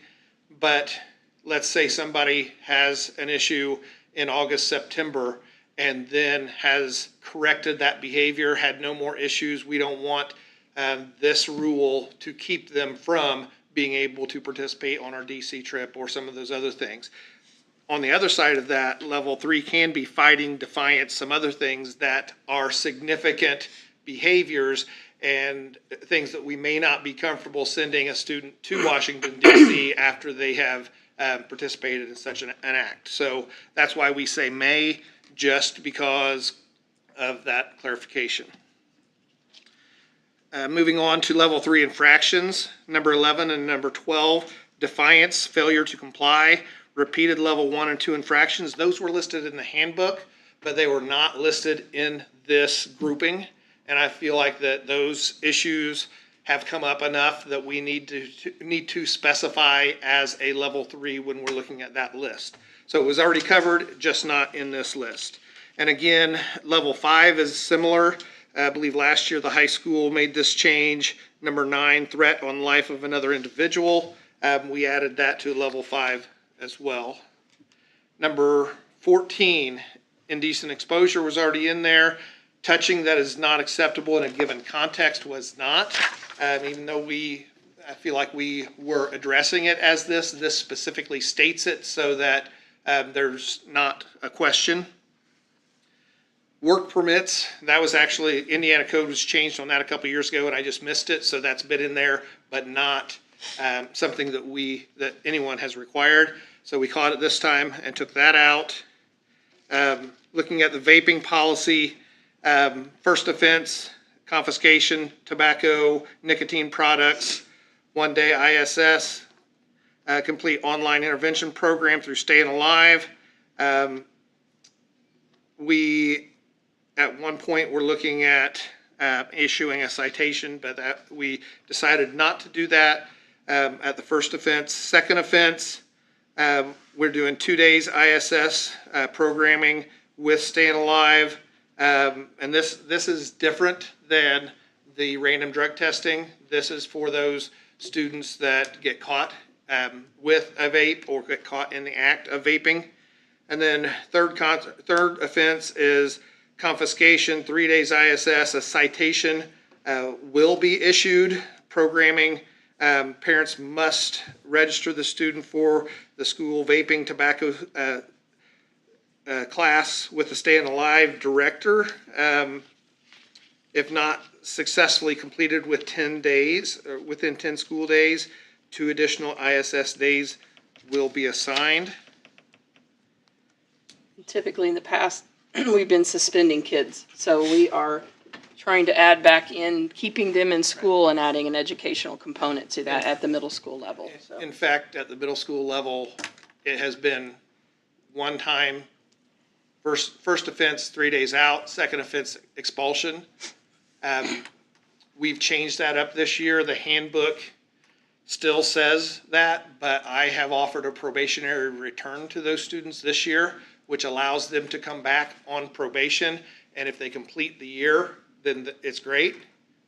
If they don't, if they have a second offense, then they are, and it doesn't have to be just with that. If they have a second major offense of any behavior, then that would be a violation of their probationary return, and they wouldn't be, the expulsion would be put in place. I have a question. So the vaping is different than the drug testing. So if they get caught with just a vape at school in the bathroom, let's say, they're only going to get, I don't mean only, but they're going to get 1 day ISS and they're going to have to complete the Staying Alive program. But and then if they get caught a second offense, they get 2 days ISS. But if they were drug tested, according to the policy, once, they're going to be 4 weeks off, and then they're going to then have to be, if they drug test positive the second time, they're going to be off for 365 days.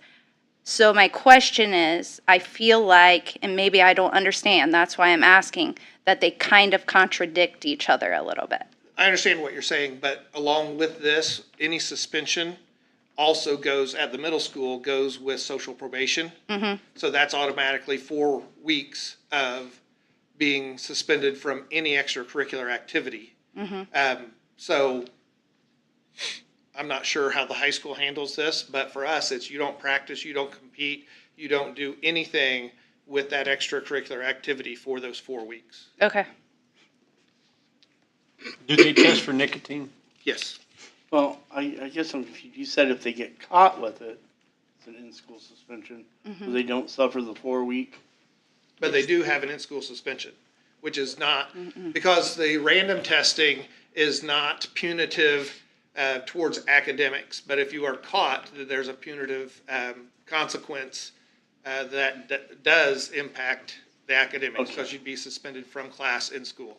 But if I understand correctly, we can random drug test, not just through what we do, but if we have a suspicion that Reasonable someone's suspicion, using, yes.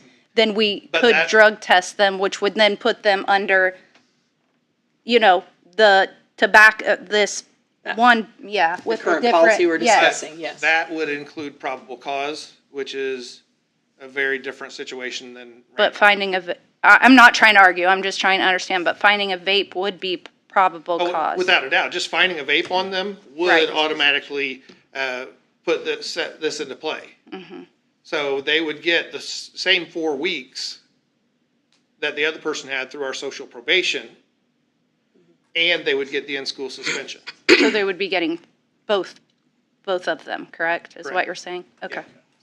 So I'm clear, it sounds like this vaping in school, which I like this idea of keeping them in school, I like this policy, but they would also get the random drug test policy as well, because you would then be saying, I have probable cause, we're gonna drug test you. No, well, finding the vape would be, we don't need to do the probable cause drug test. We found it on them, that's a violation of the policy. So it would be first offense, 1-day ISS. At the middle school, they're placed on social probation for 20 school days, which is 4 weeks. So they're getting, addition to the 4 weeks, they're getting that 1 day of in-school suspension.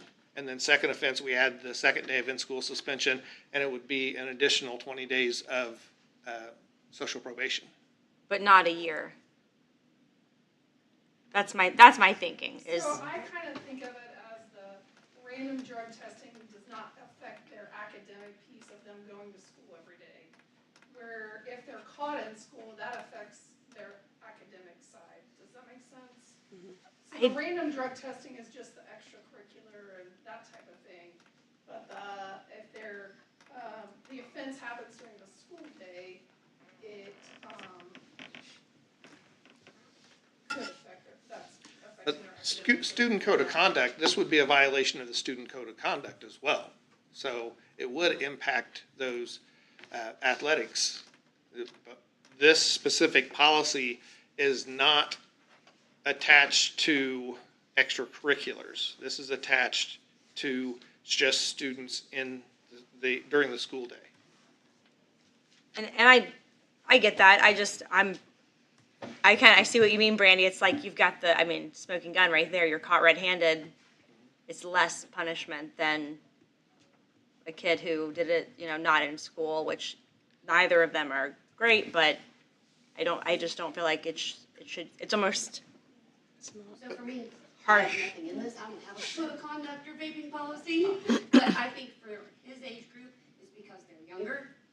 We're talking younger children, and the severity isn't as bad, they don't get varsity letters, they don't get those, they get practice for making the high school team, is how I interpret it. But even if there was, like if a 7th or 8th grader were randomly drug tested, they would still get that same treatment. So if you look at that code of conduct, the part that is not, and that's a page back, it does say, if a student who participates in activities is found to be in possession of, dilutes, or uses any illegal substance, that is part of that program. So if you are an athlete, if you are in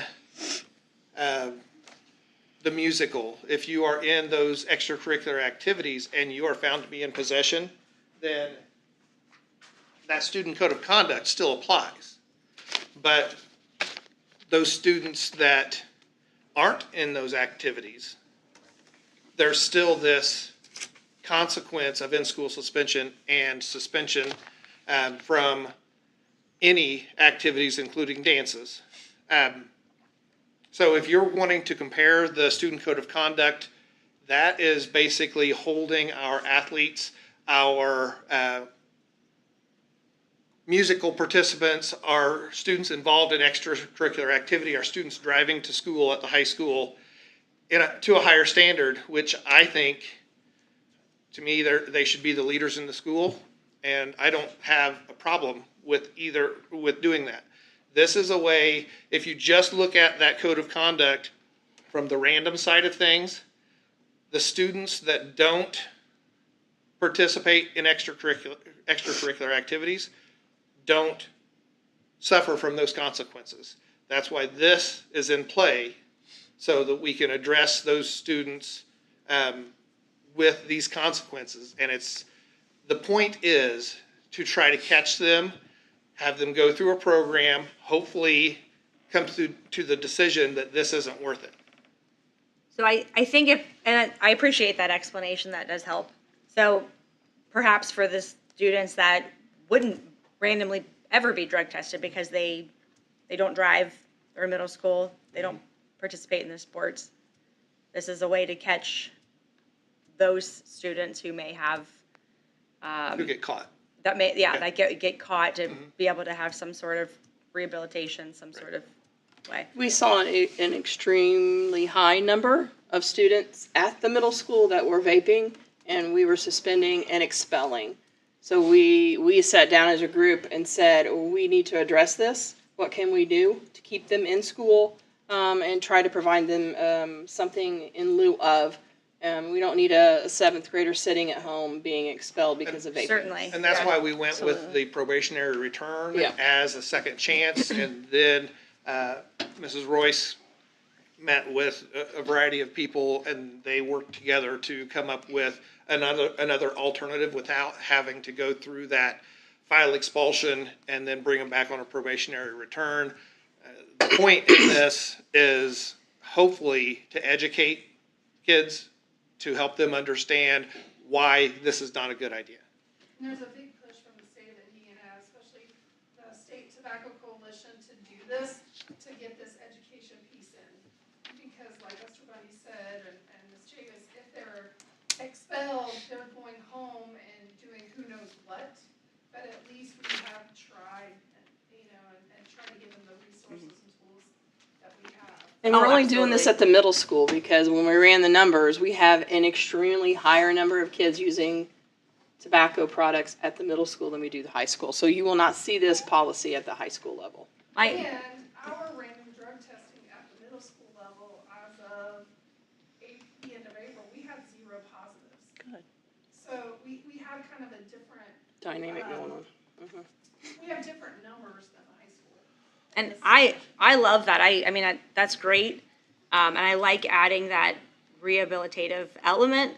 The only loop for me was if an athlete was caught twice, they wouldn't be stopped.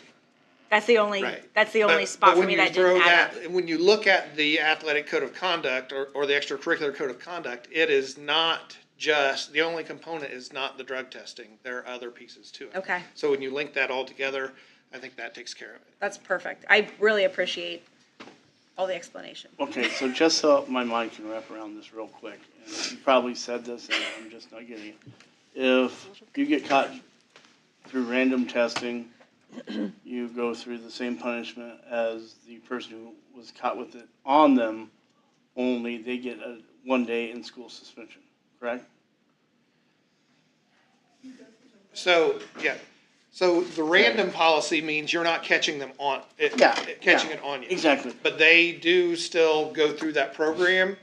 They would actually have more options within that program, and they would be able to return after the 4 weeks. If you're caught with it on you, we say 20 school days instead of 4 weeks. Yeah, I mean, it's the same I got that. thing. So here comes the question is, if you get caught with the random drug test the second time, you're 365 out of activities. Does that also apply to the athlete if they're caught with it on them? Yes. Okay, that's all I need. Because it would still be a violation of that student code of conduct, athletic code of conduct. Gotcha. You're saying caught with it. What is it?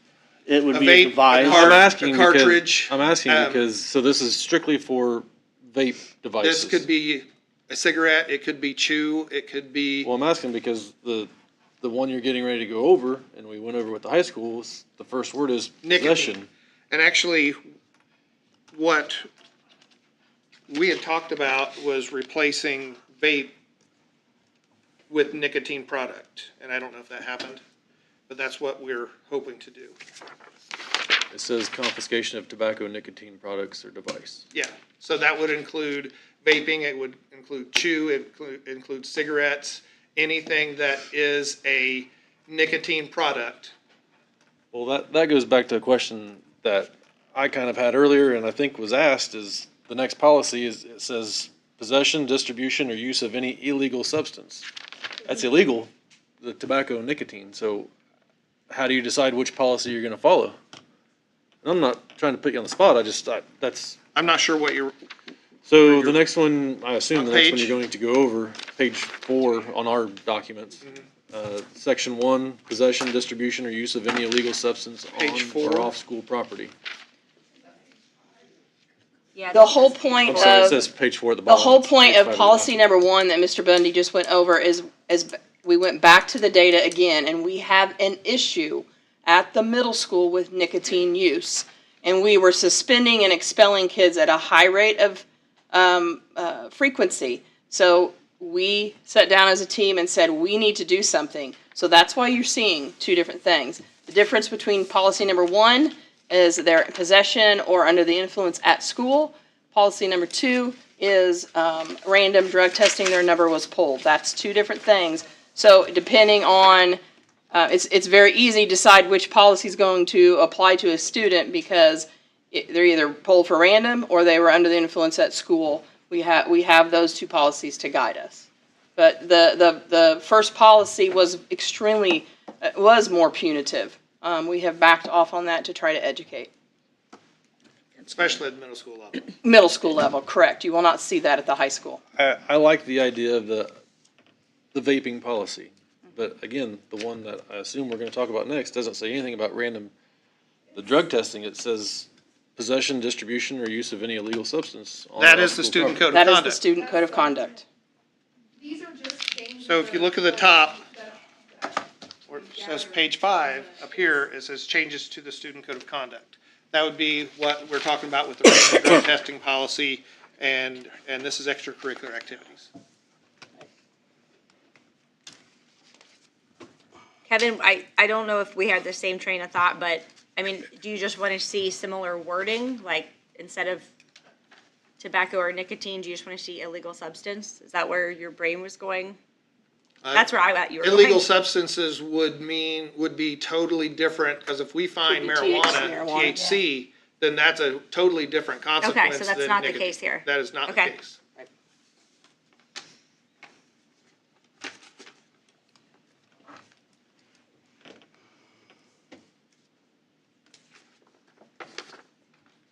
Are you proceeding or?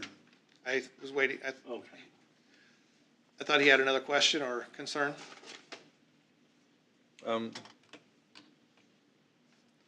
The next one, and I know I'm jumping ahead, but I don't want to approve something and have to go back on it or not ask the questions. I guess we're not approving it until the end, but the next one where it says section 1, it says if a student who participates in activities is found. So that's where you're dealing with the ECAs. Okay. So that's the same policy that was Right. presented by Mrs. South.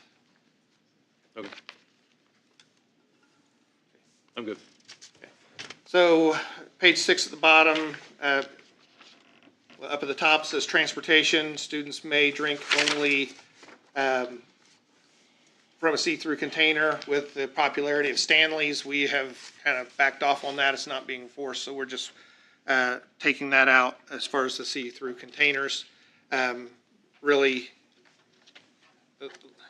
if you look at it in real life, see-through container, water, and a lot of alcohol products look the same, so that doesn't do anything to us. And the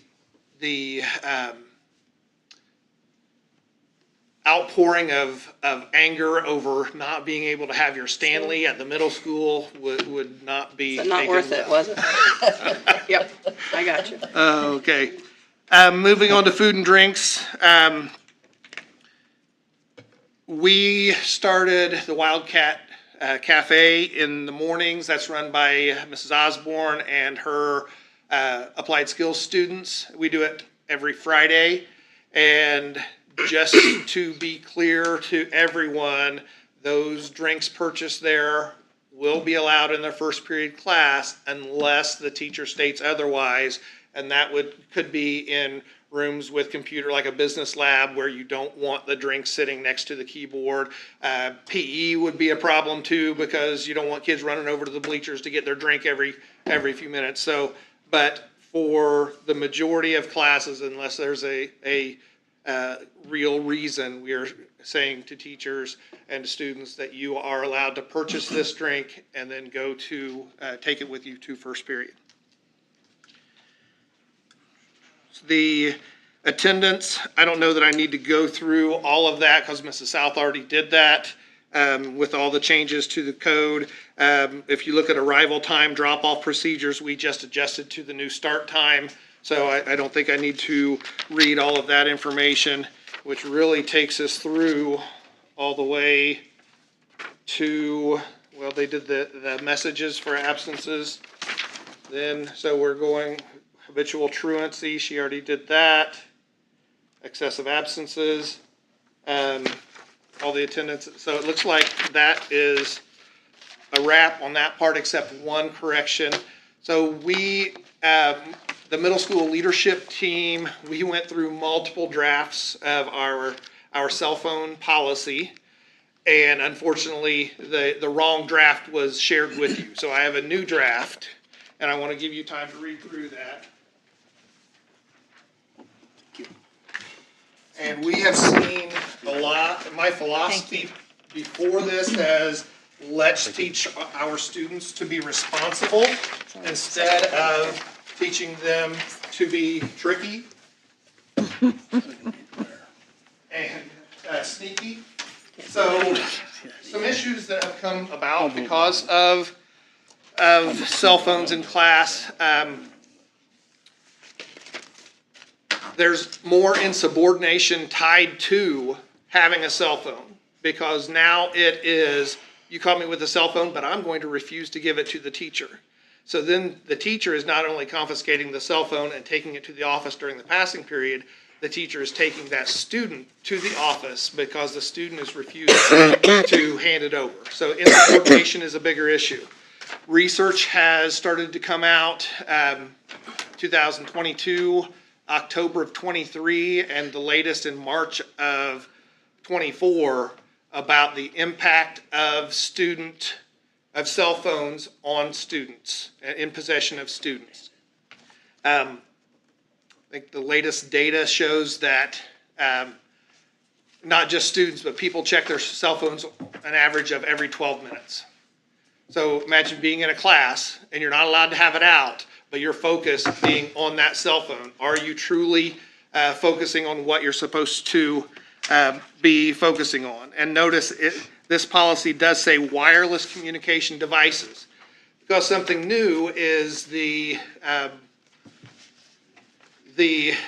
faraway boyfriend-girl situation where now they have bracelets that you can tap, and then the other person has the bracelet and it buzzes.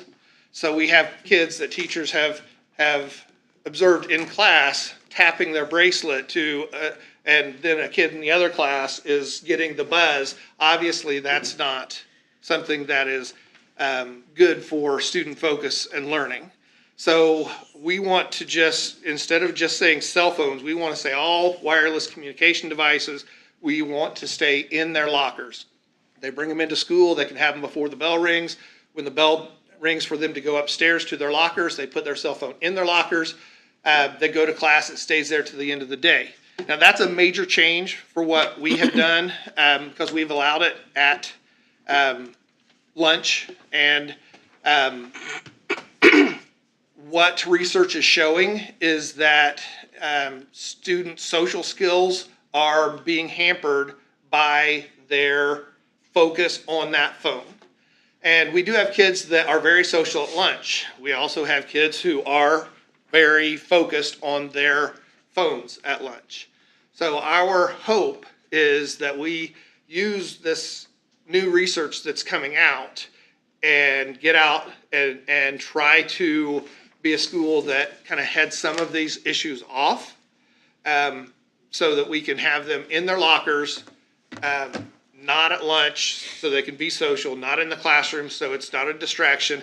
At the middle school age, even research is showing that even in the pocket, and that phone lights up or whatever, even if it's if it's on silent, they can still tell when something's going, and it's still changing that focus from the teacher to the phone.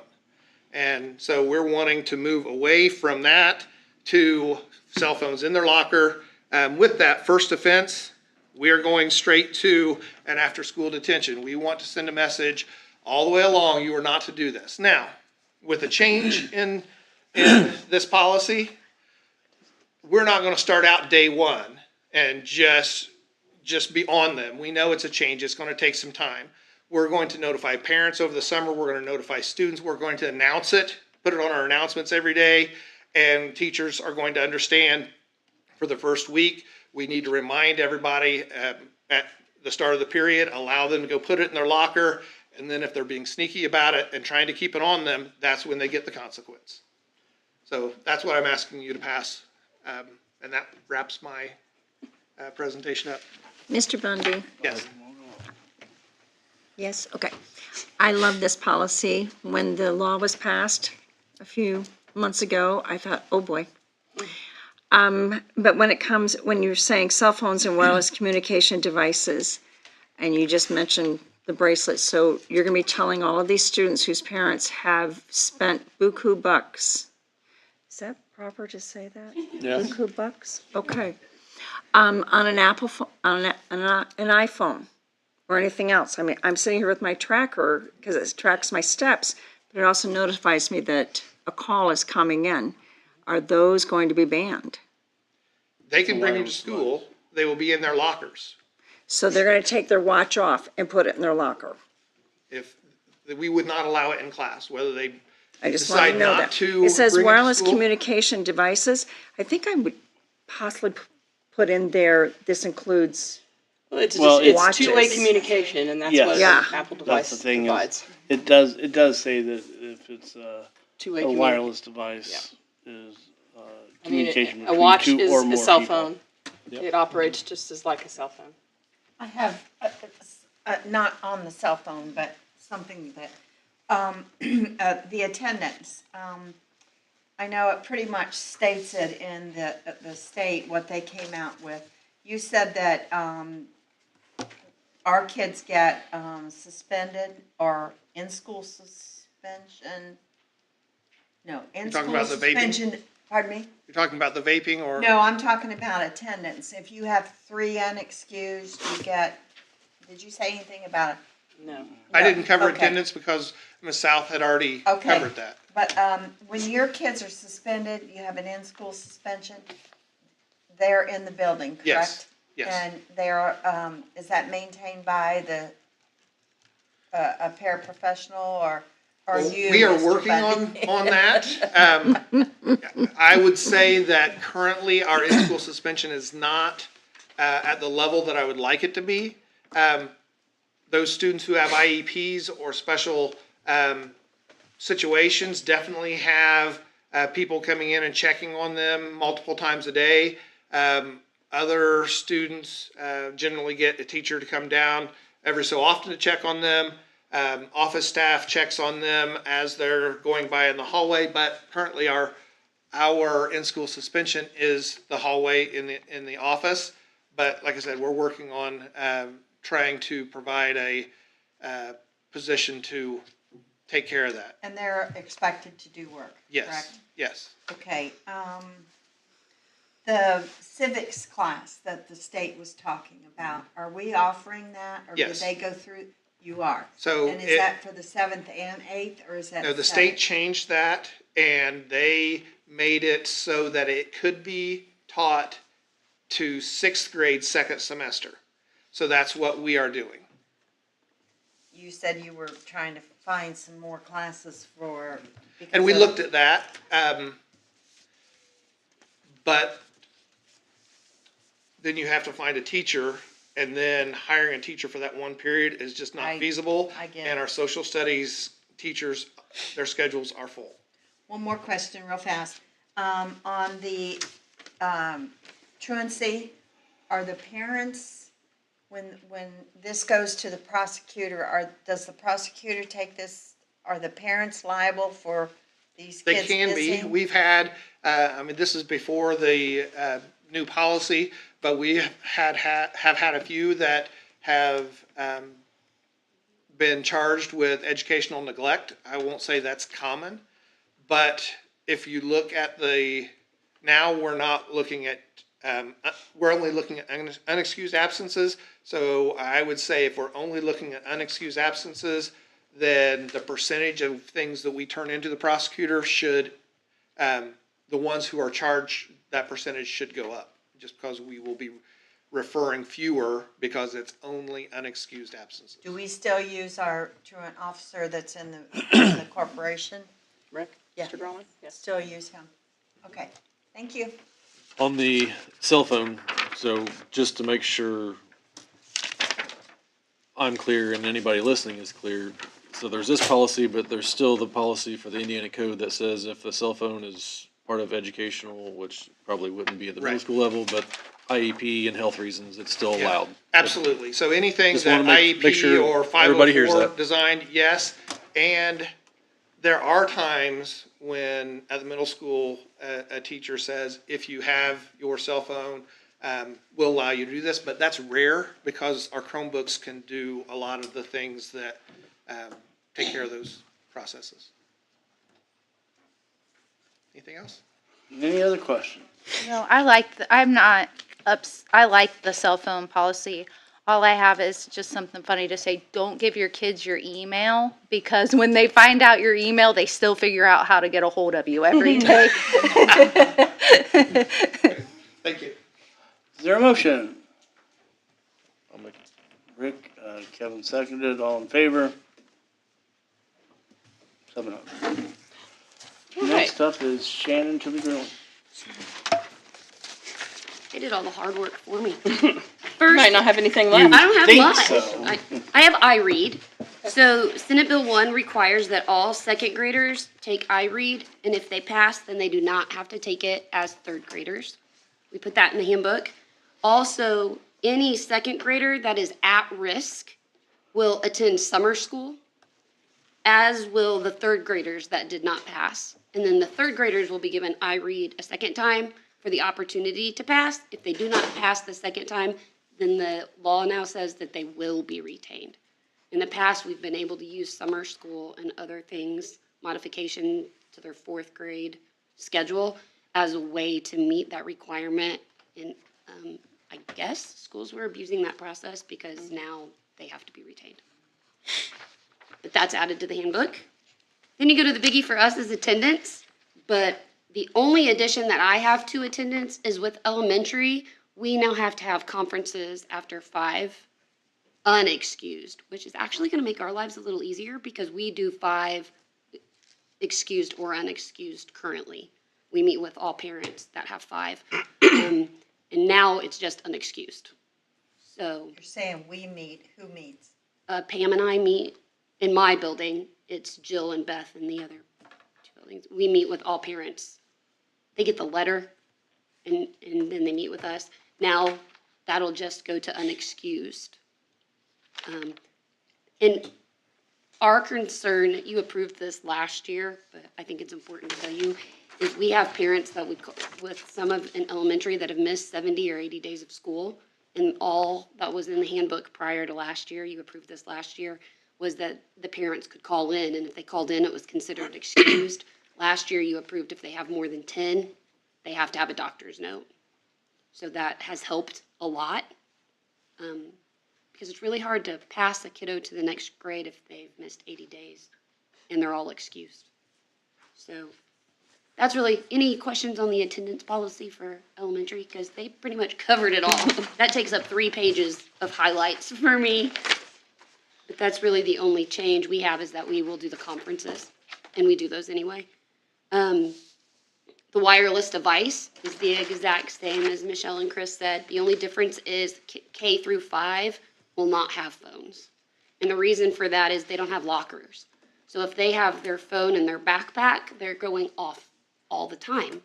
So if you have a 5-year-old with a phone, which we do have, they're constantly going off because either their parents forgot to they don't know how to silence now. Some of them do, but not all of them. So that's really the big change for us. Sixth graders have lockers.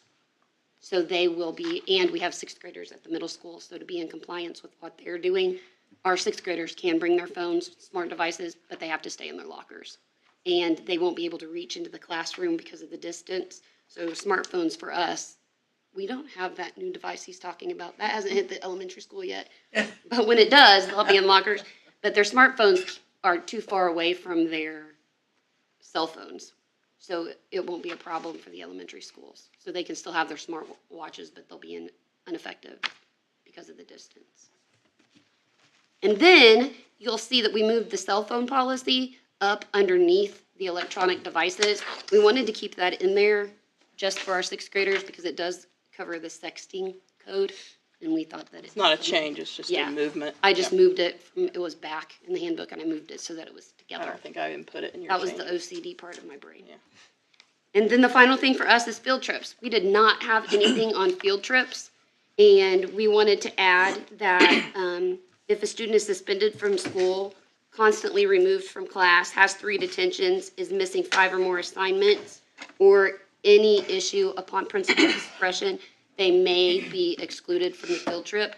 What is happening at the elementary level is we have children that sit all day and do nothing and then want to go on a field trip.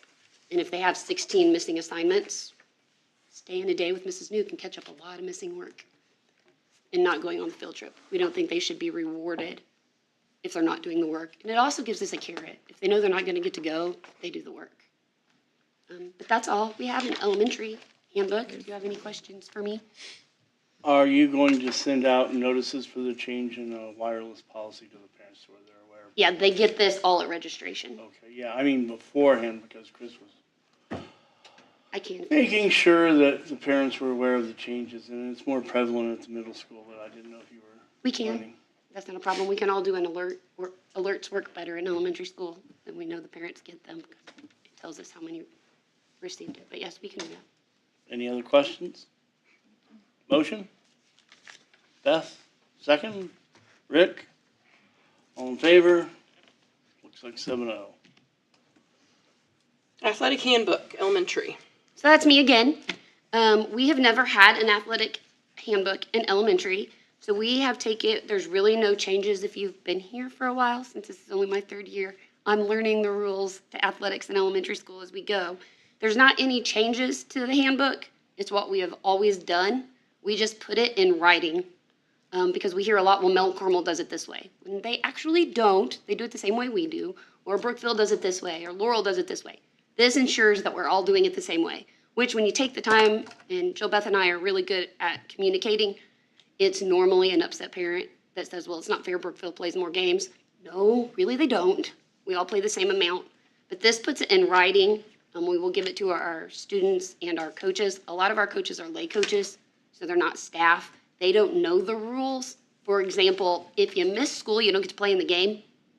And then they're upset. Well, Mrs. knew they showed up at the game. Well, they didn't show up to school, so I'm sorry they don't get to play. So we just put it in writing. So it'll take a lot of the questions out. And that's really, there were no changes in rules. We just put it on paper. And did they get a copy of that? Yes, they did. Approve this? So that's, We do. Approval. Is there a motion? Rick, second? Was that Brandy or Jessica? Brandy. Brandy. All in favor? Looks like 7-0. thank you. Thank you. It's all board policy stuff, so if you would like to exit, that's fine. Yeah, some of you guys have to get up. I thought you Some might. have to get up in the morning and go to work. I don't know who, but maybe some of them. I do.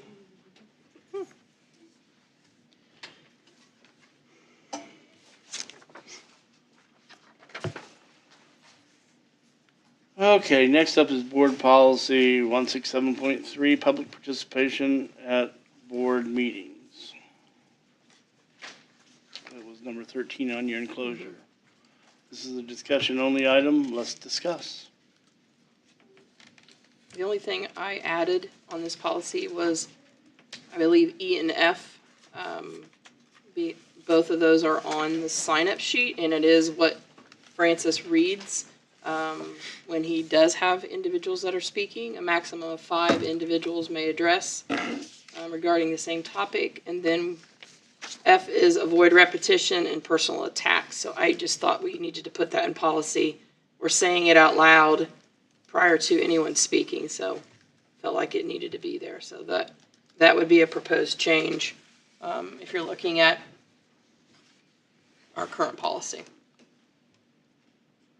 But it's obviously for discussion only, so Everything else is the same. yes. No other discussion? We shall move on.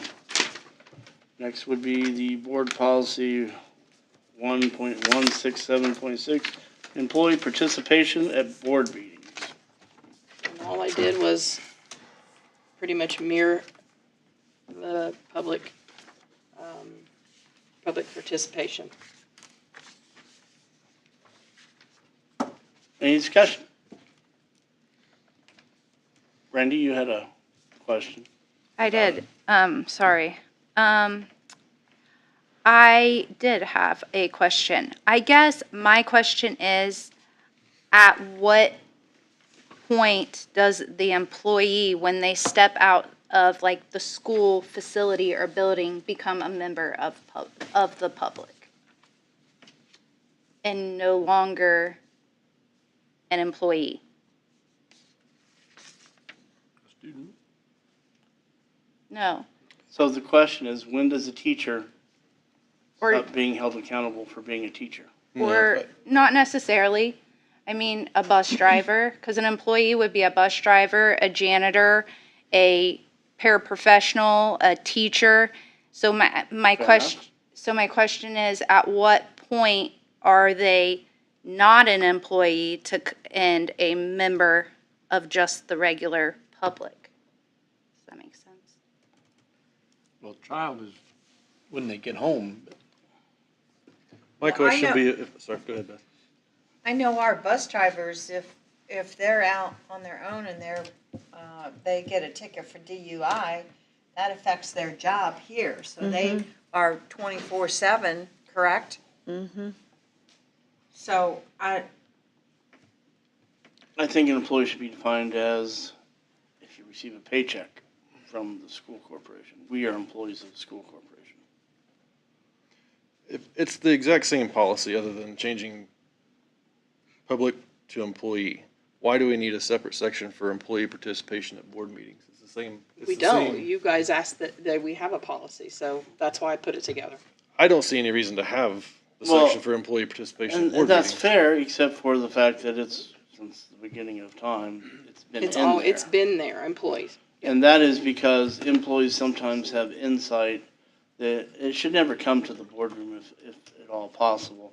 It should be handled through internals. But I think employees have a vested interest, and I think, we're allowing 5 people to speak on the same related item. To tell you the truth, I've only heard employee things twice in the entire time I've been on the board. So if you want to strike it out to where it's not on there, I'm perfectly fine with it. But I also think we need to recognize the fact that our employees are a little bit different than just the public, I guess, is my vantage point. I think we do need to have space for them to speak at our meeting. I don't know that we need to restrict them or put a policy on it. I think they're an employee here. I think it was, the way it's been on the agenda has been fine. I don't think it's been abused. I don't think that there has been any reason to put a board policy in place. It says employee comments. It's been used once that I've been here in 11 years. So, but it's still an avenue. So there doesn't need to be a policy, that's fine, but I still think you need to keep it as an option for employees in the corporation. I mean, you have the public participation. The schools that I've looked at it around us, no one else has an employee comment section. It's patrons or stakeholders or public. That's the words that they use. They're free to sign up and speak as a stakeholder, public participant. If it's an issue internally, I think that should be dealt with through the chain of command and that sort of thing. if there is something special, they can request to be put on the agenda to speak on that particular item, but even so, they're still free to sign up to speak as a public participant. I guess I kind of agree, it's fine there, but it was always on the agenda with no actual rules, so, So I put a I mean, policy I know, but why add another policy and when it's the same exact wording? Other than, It doesn't have to be. Right. I just put something together for you guys to have a discussion point, and you're free to change whatever. I just knew that I needed to get something in writing for you. I'd say just keep it the way it is. I'd agree with that. I mean, I see your point, Kevin. I like that you raised that point that other districts maybe don't have it on their typical agenda, but our teachers, our employees, I think they deserve to have a special spot to speak. I mean, it's just. My point is, right now, there is no policy.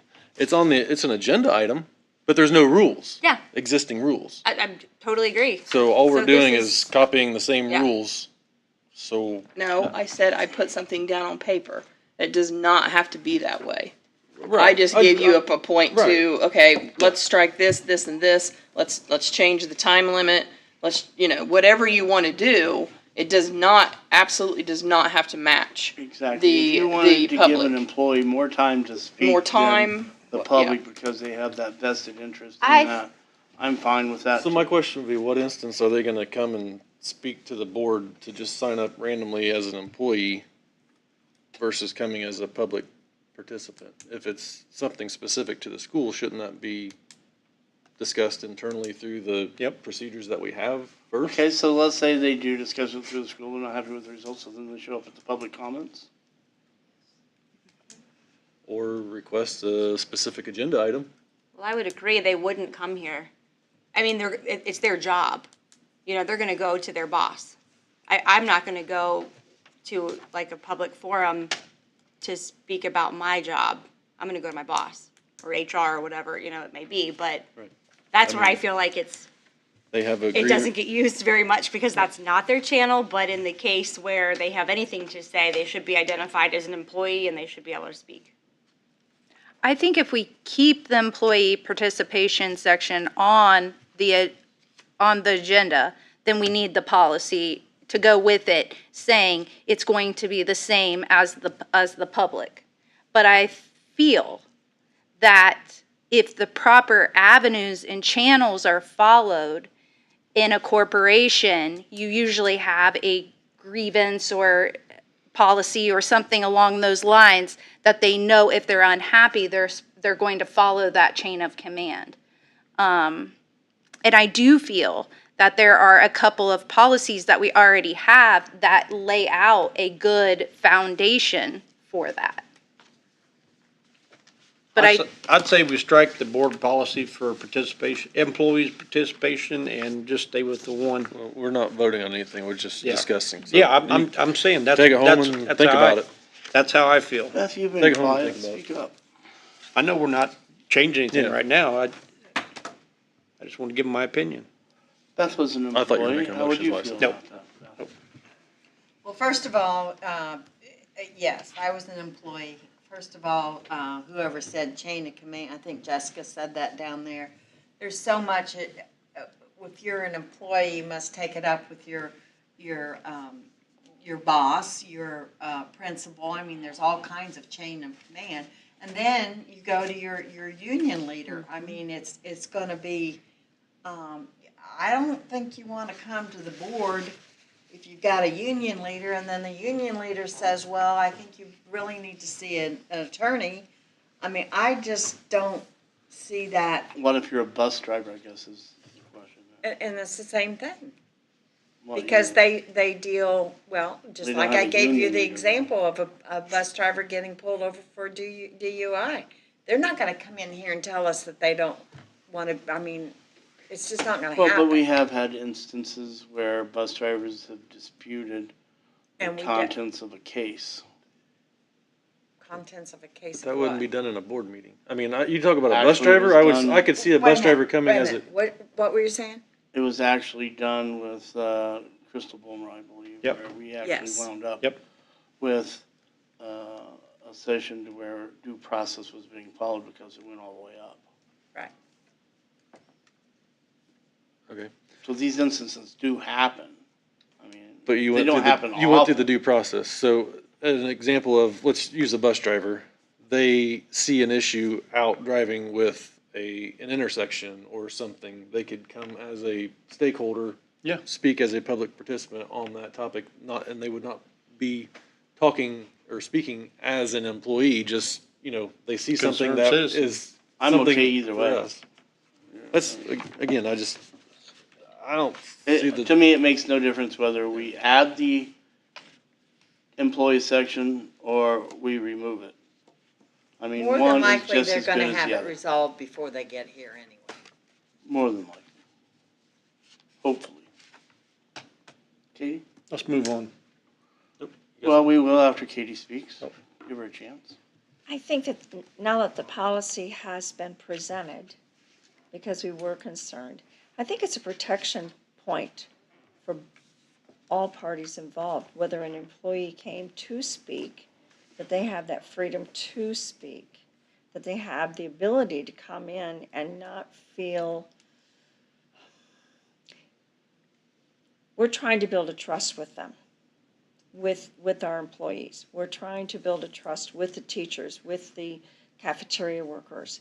So maybe we do need to have something that will protect their interests and our interests as well. I know it's written the exact same way, but if we are going to give them It that doesn't, that's the whole position- point, is it doesn't have to be written that way. Right, You can think about exactly. what differences you would like to make between And that that's, and that's what public I'm opinion. saying. I think that it might possibly be good, as it protects everyone all the way around. Okay, so are we wanting to move on here? Yes, I think that if this is really a concern and everybody really wants this, I think we ought to table this. It is. And- Well, it's for Discussion discussion only. only, Yeah. anyway. Okay. You're good. Okay, I'm gonna let you read these. 'cause my So the vision's next off. one, it is discussion only, so that Neola sent their next batch of updates. Some are grammar. One of the big ones is policy 0164, notice of meetings. They rescinded a lot of meeting policies and combined, there's really not a board policy change per se, but they are eliminating a lot of and combining them all into one. You're gonna see that. Sorry. And, I'm trying to think, technical corrections would be errors. The last year, if you remember, we talked about the sudden cardiac arrest and the cardiac response team that was added to some employees' job responsibilities. So that has been updated.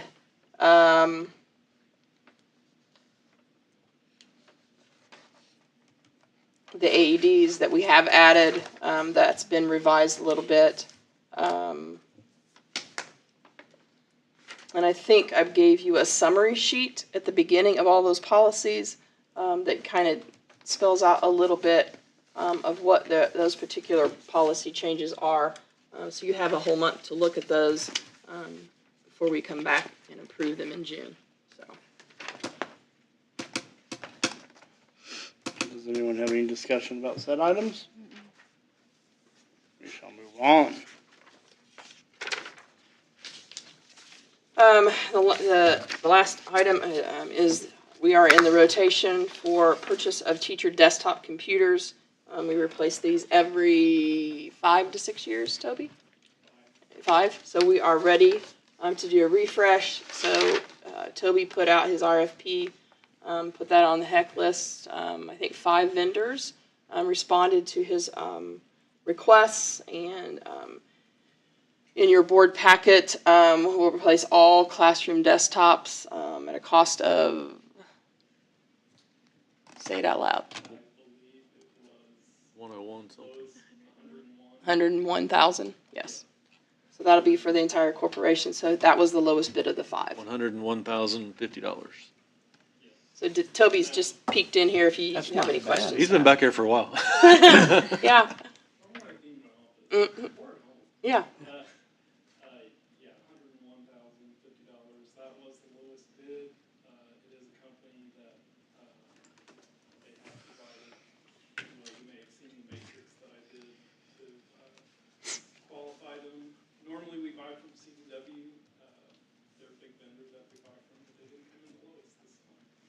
company. I've checked their background, and they're a good company, so we've not purchased from them before. I was just curious and be very clear, I do not want the teachers to take stuff home if they don't have to, but is there a reason we don't get laptops instead of desktops? I know laptops are a little more expensive usually, but. I didn't know. Expensive, damage, we'd have to come up with an insurance policy. I mean, currently for a $200 Chromebook, a parent would pay $18 per year for any accidents that may occur. If you have a Chromebook, they take home. Yes, so yes, for Okay. mobile, for them to go to a conference or whatever, every teacher is issued a Chromebook. Okay. So, And the advantage of having the desktop is, well, because you have a lot of programs that only run on Windows. okay. And we can manage and control applications and things like that to the PCs. They're all hardwired probably where you can get into them. So we're asking for approval to purchase those so we can install those over the summer. I'll make a motion to approve it. Kevin made the Purchase. motion, Katie seconded, all in favor? It looks like all of us are for replacing our archaic desktops. So Next yes, up is the, it's just information only from the Brookville Redevelopment Commission. The letter that was in my mailbox, I made a copy for all of you. I'm assuming it's talking about TIF money as well. it is. It's a typical letter we get every year, so. Yeah, it's very frustrating. So, any discussion about that? I think just for information, maybe people listening, the letter in summary says this is to notify you pursuant to Indiana Code such and such, the commission has determined that the budget for this year, 2025, the commission will need to capture all of the incremental assessed value from the allocation area to generate TIF revenues sufficient to pay projects that are located in or directly serve and benefit the allocation area to meet the other purposes described. Therefore, the commission has determined that there is no excess assessed value that may be allocated to the overlapping taxing units for the budget year 2025. So that's what's frustrating. Exactly, we're running on a fixed Clear. income, Right. is what they're saying is, it'll take the assessed value increase that so many taxpayers have noticed and blame the schools for, but it sometimes doesn't even go to the school. It's not come to the school. So Yeah. exactly, all it does is, and I understand the need for infrastructure and such and to build it, but it's also frustrating from the aspect of being on the school board to be handcuffed with a lower income. So, That was the regular school board meeting that we moved because of the eclipse, so I did not attend that development meeting, so I don't know if there was any discussion. There's no discussion, they just signed it. I mean, it went to all entities, not Sarah, just do you have us. any information for us? It's too long to go into now, but there was. Well, I'll put you on the agenda for the next one. Yeah. Correct. It's just, it's something they have to do by law. Exactly, thank you, Sarah. Okay, legislative updates? No. No. I did have a phone call today regarding Senate Bill 270. Still trying to have some more discussion, but nothing. Good luck. Nothing to talk about. They don't Positive anyway. care. There's also some House bills that are affecting us as well. If you don't mind, I would like to add, I have a call scheduled with School Boards Association, their attorney, to talk about Senate Bill 270 on Thursday. So I'll update the board. We've already talked with Ice Miller, our counsel that we have with them. So just trying to get another read of the bill and what another attorney is kind of getting from it as well. So I'll update the board after that phone call on Thursday. Okay, future agenda requests, do we have any? Okay, recognition and acknowledgements. I have two. Dear Franklin County Board of School Trustees, Central Office staff, thank you for thinking of our family as we learn to live without our father. Knowing that others care about us during this difficult time provides us comfort. We deeply appreciate your kindness and friendship. Sincerely, Keith and April Isaacson family. And I have another one. Franklin County Board of School Trustees and Central Office staff, thank you so much for the arrangement you sent to my mom's funeral. Also, thank you for your thoughts and prayers. Mom was a special lady that taught us how to lead a full and faithful life. Debbie Howe. Okay, well, we will adjourn the meeting. Our next board meeting is 7 o'clock, Monday, June 10th, right here.